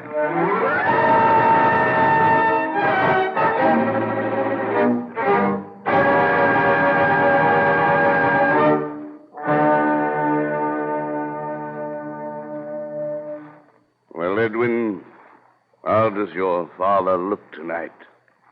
Handsome, huh? Very much like a king, Father. I am that. Every inch King Richard III. Junius Brutus Booth is always ready. Set him upon a stage and call out the name of the play, and you shall have it. Aye, scene by scene. My conscience hath 1,000 several voices. Several tongues, Father. It's impolite of you to be correcting your father, Edwin. I'm a genius, lad. There can't be more than one in any family. You see these spurs? A mark of genius. My father wore them before me. They'll never be worn by another. Sir, if I could but try to earn them. Curtain ready to go up, Mr. Booth? You must be bright at the prompt book, my boy. That's your role. Father, why is it always the prompt book? And when shall I stop throwing lines to others? When I hold the prompt book, Father, and the curtain rises, I become wondrously alive. There's a feeling of flying in my heart. My eyes open up on a kind of heaven. 'Tis the true feeling, lad. We shall drink to it. Aye, to your dreaming. No, Father, not after what happened in Hartford and last week in Providence. You're too great a man for that. You can't expect me to storm my way through 5 bloody acts of Shakespeare without one drink for each act, can you?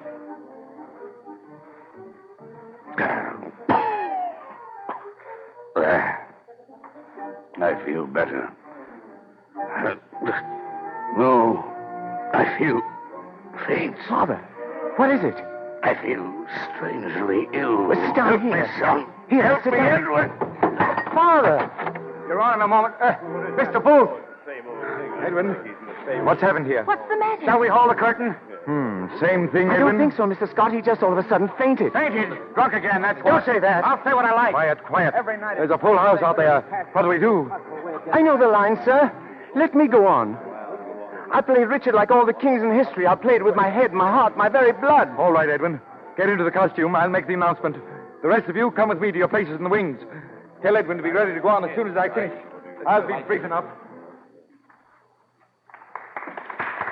Listen, and somebody pray. Ladies and gentlemen, owing to a regrettable and unforeseen illness, Mr. Junius Brutus Booth will be unable to appear. In his place. In his place, our company is proud to present Mr. Edwin Booth, the son of Junius Brutus Booth, who will essay in his father's stead the role of Richard III. All right, I'm ready. Here, let me fix that wig or it'll come off. Stand still, Edwin. I'll pin the cloak to your shoulder, then you won't have to hold it. Yes. All right. All right, lad. Here's your chance. Ready? I am, sir. Bring up the curtain. Edwin, good luck to you. Oh, thank you. Thank Go you. out there, lad. You're on.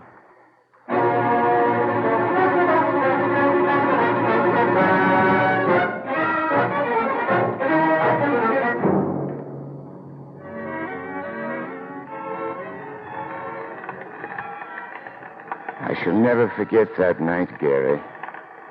For the first time, my heart told me I was alive. I felt an awful silence, like this empty theater above us. No sense of time, nor space, nothing. I was alone in the universe. And then after an eternity, I seemed to hear somewhere from afar off the voice of Richard. Now is the winter of our discontent made glorious summer by the son of York. Yes, it was I. I was speaking lines, Gary.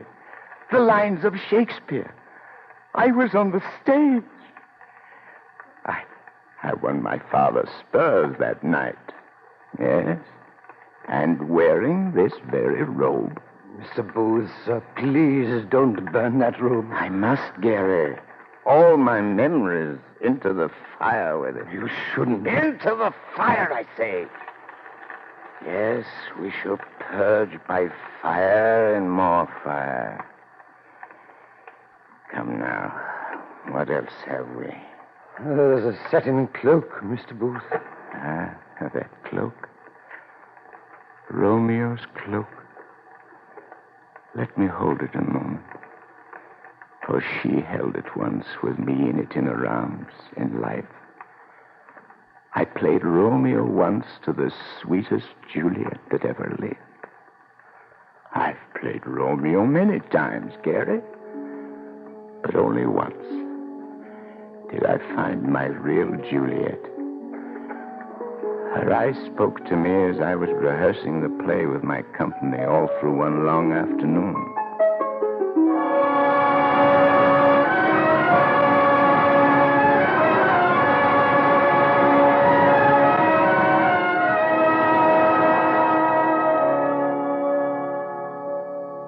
That will be all.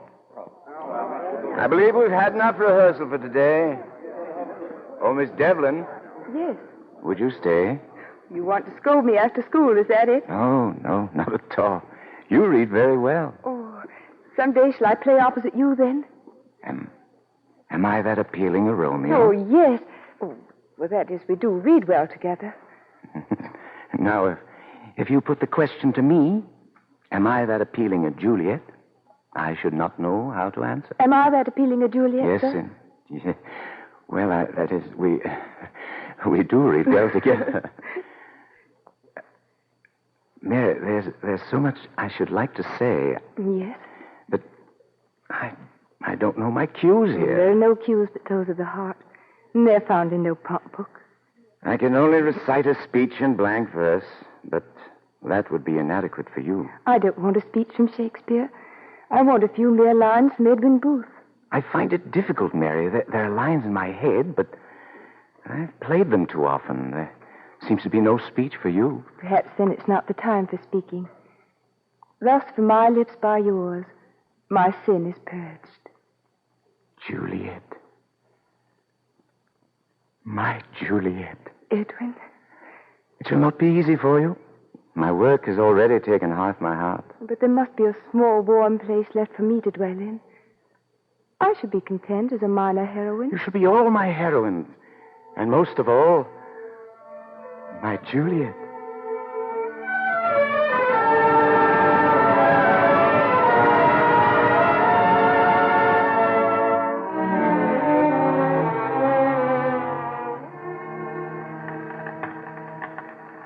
But, Gary, it wasn't that the way it is in the play. My Juliet died first. Had I been the true Romeo, I should have been at her side, as it was written. But no. My role was Hamlet. Always Hamlet. I never knew what was happening around me. Life always passed me before I could touch it. And it was that way with my own wife. I never understood what there was for me to do. I never acted, but that it was too late for action.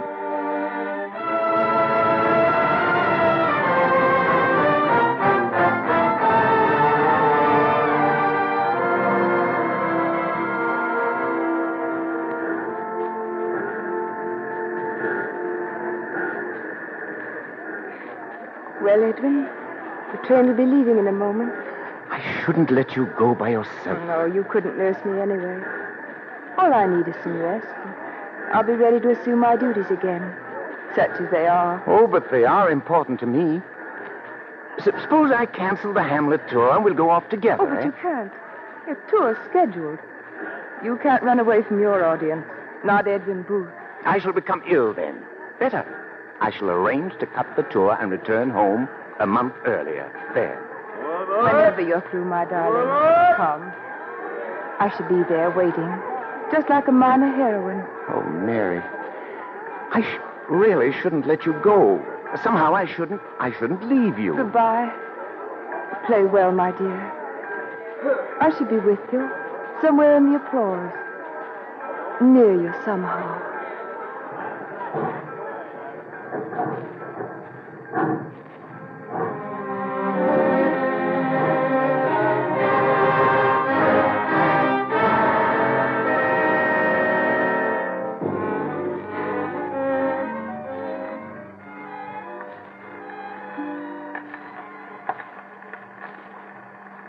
Left me that way.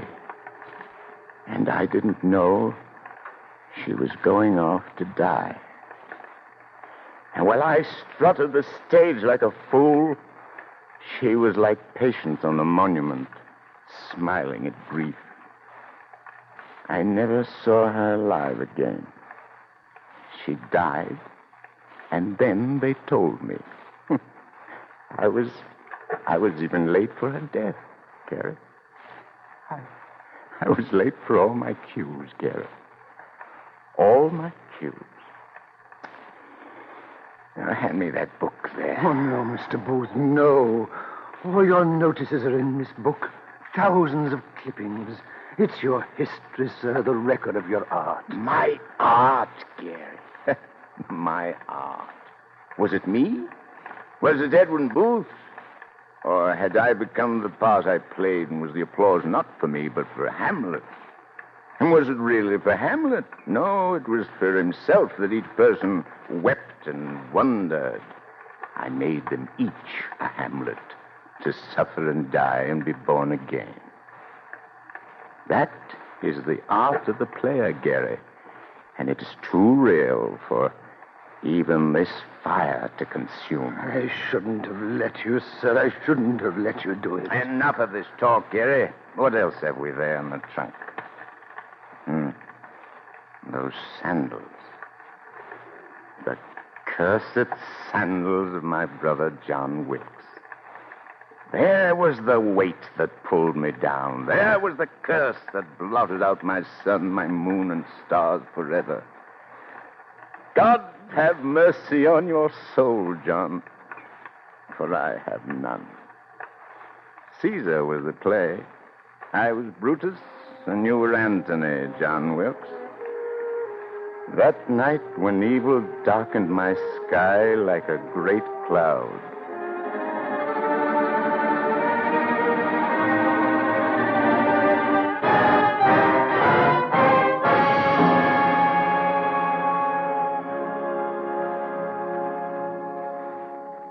But here I am to speak what I do know. You all did love him once, not without cause.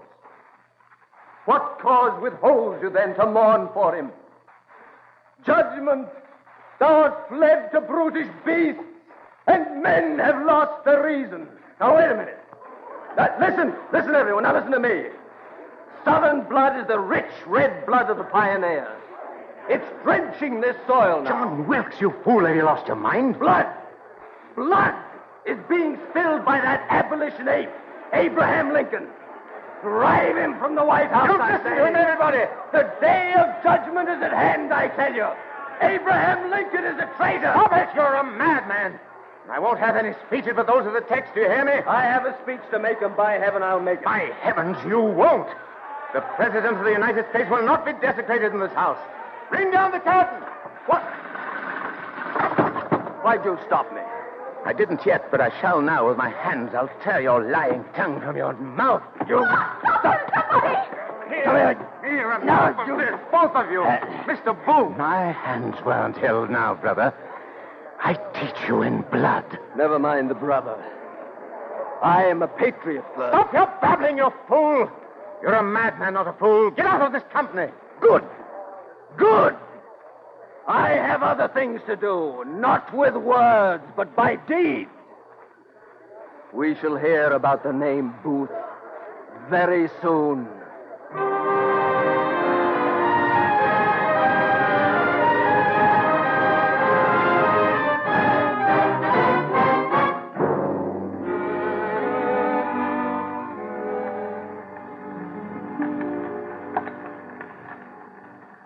I never saw him again, Gary. He went away. I didn't know where. The months went by, and I dreaded the days and nights. I feared something would happen. And on one frightful day, Gary, my world came to an end. Unexpectedly, silently, without flood or earthquake, but by a simple act. My star was taken out of the heavens forever.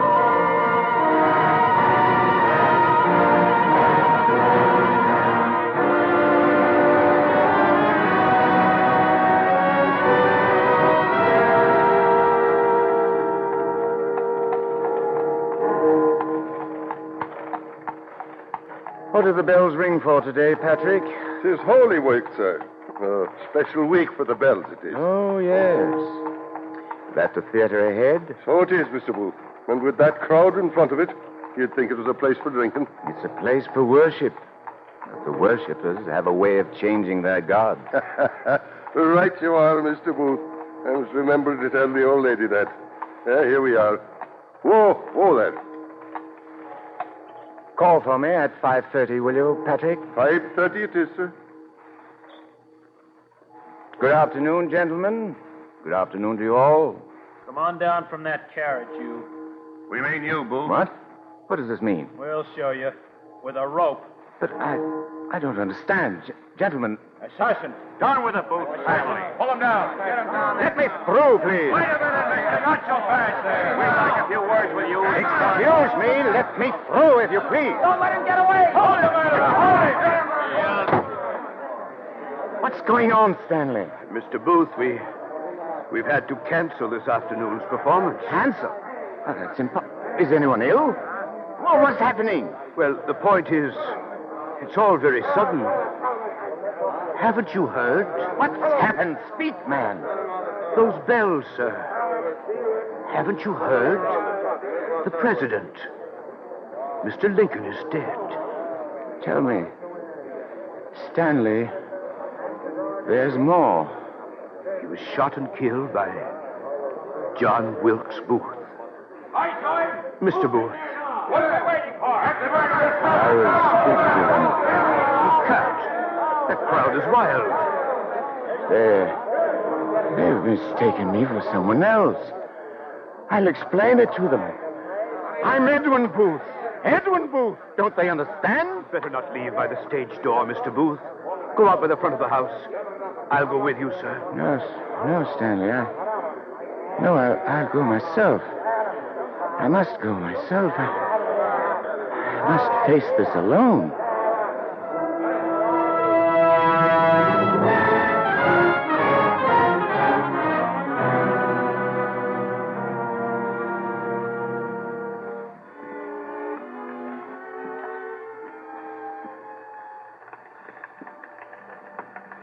You burn well, John.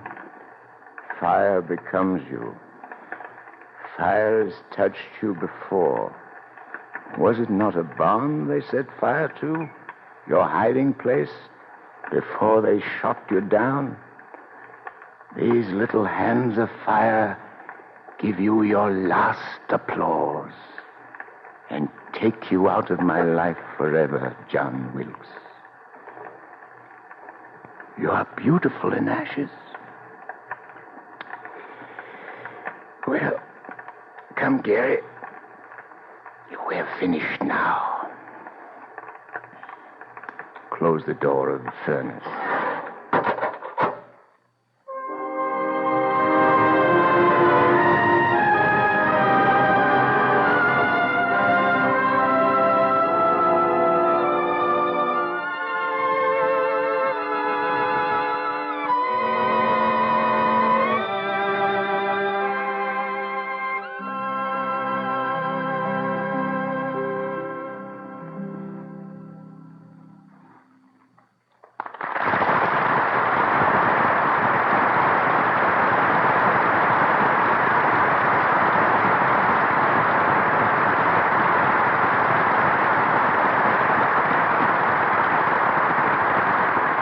The Cavalcade of America thanks Paul Muni and the Cavalcade players for their performance of Edwin Booth. And now DuPont brings you news of chemistry at work in our world. For centuries, the only cooling agent known to man was natural ice, later manufactured ice. Then, 20 years ago, the home-size mechanical refrigerator made its appearance. Using it, 30 million American families today manufacture their own cold cheaply, efficiently, and hygienically. The mainspring of your mechanical refrigerator is a chemical fluid called a refrigerant, which circulates in the system, absorbs heat, and carries it to the outside air. Spectacular progress in refrigerating engineering has gone hand in hand with chemical research on new and better refrigerants. The result of this research is Freon refrigerant, efficient and safe. Today, stores, office buildings, theaters, railroad trains, buses, and homes are air-conditioned with Freon. Printers depend on Freon air conditioning to eliminate variations in humidity that would throw their fine multicolor printing out of register. New airplane factories are being air-conditioned throughout so that constant temperature may be maintained and tolerances of 10,000ths of an inch achieved on engine parts. With quick frozen foods, we now have corn on the cob in midwinter, and fish comes to us with the precious vitamins intact. Aided, too, by another chemical contribution, cellophane cellulose film for packaging, the frozen food industry is rapidly becoming a potent force in our national food supply. The laboratory story of Freon refrigerant is a thrilling one. It was known that such a compound existed. There was only one known way to make it, however, and it cost anywhere from $5 to $15 a pound. Then one day, a young DuPont chemist scribbled a curious chain of symbols on a pad. Beginning with charcoal, sulfur, common salt, and fluorspar, he had mapped a new trail to a laboratory curiosity, dichlorodifluoromethane. Mechanics worked all night making the apparatus for his experiment. In the morning, it was ready. The first day, no results. The second day, down from a slim steel tube fell 22 drops of Freon.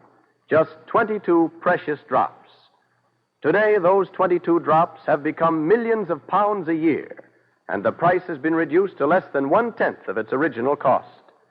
And Freon Safe Refrigerant has been added to DuPont's diversified list of better things for better living through chemistry. Next week, the Cavalcade of America presents an original radio drama by one of America's most distinguished playwrights, Maxwell Anderson. It's a story of John Keats and America. We hope you'll join us on Cavalcade at the same time next week. On the Cavalcade of America, your announcer is Clayton Collier, sending best wishes from DuPont.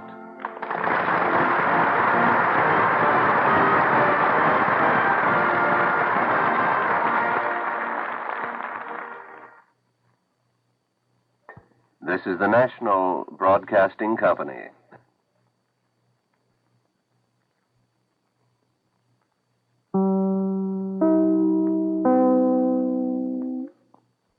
Well, that's the way it was on March 31st, 1941. I'm Henry Chop, your host. In just a little bit, I will tell you what we have coming up for April Fool's Day, April 1st, 1941, in just a second. If you enjoy the content on this channel, not only subscribe, but please donate to its upkeep. Because of the vintage old-time radio, films, and music that we feature, this channel does not qualify for YouTube monetization. Help motivate us to keep posting this wonderful content and seeking out more. We'd like to think that this channel is more interesting than any other nostalgia channel of a similar type. Help us keep going by donating. In the description section of this video, you will find a secure link to PayPal. Any little bit helps. Thank you for your support. If you love old-time radio, film, and music, don't forget to subscribe to this channel and click on the bell icon to get notifications as to when a new upload will premiere. If you are interested in World War II as much as I am, check out our other channel, the World War II newspaper channel. Expand the description section to this video and you will see a link that will take you there. Now, I'd suggest listening to the latest upload to decide if it's your thing. Over there, you will hear the Chicago Tribune read to you for between 90 minutes to 2 hours. You will get a much more detailed look about what it was like to actually live through World War II than I can give you just by sharing radio broadcasts.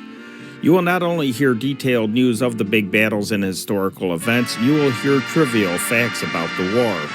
You will hear news from the United States home front from the early stages of U.S. mobilization and war protests to Pearl Harbor and the ramping up of the war machine to the final victories and reconversion.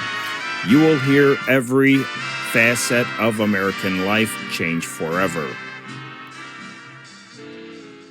Coming up tomorrow night, we have a soap opera. We have Kay Fairchild's Stepmother, and then we have another serial. We have The Adventures of Frank Farrell, and then 2 primetime programs that aired consecutively over NBC Red. We have Fibber McGee and Molly and the Bob Hope Show, so 2 great comedies. I hope you can come back again tomorrow night, same time, same station.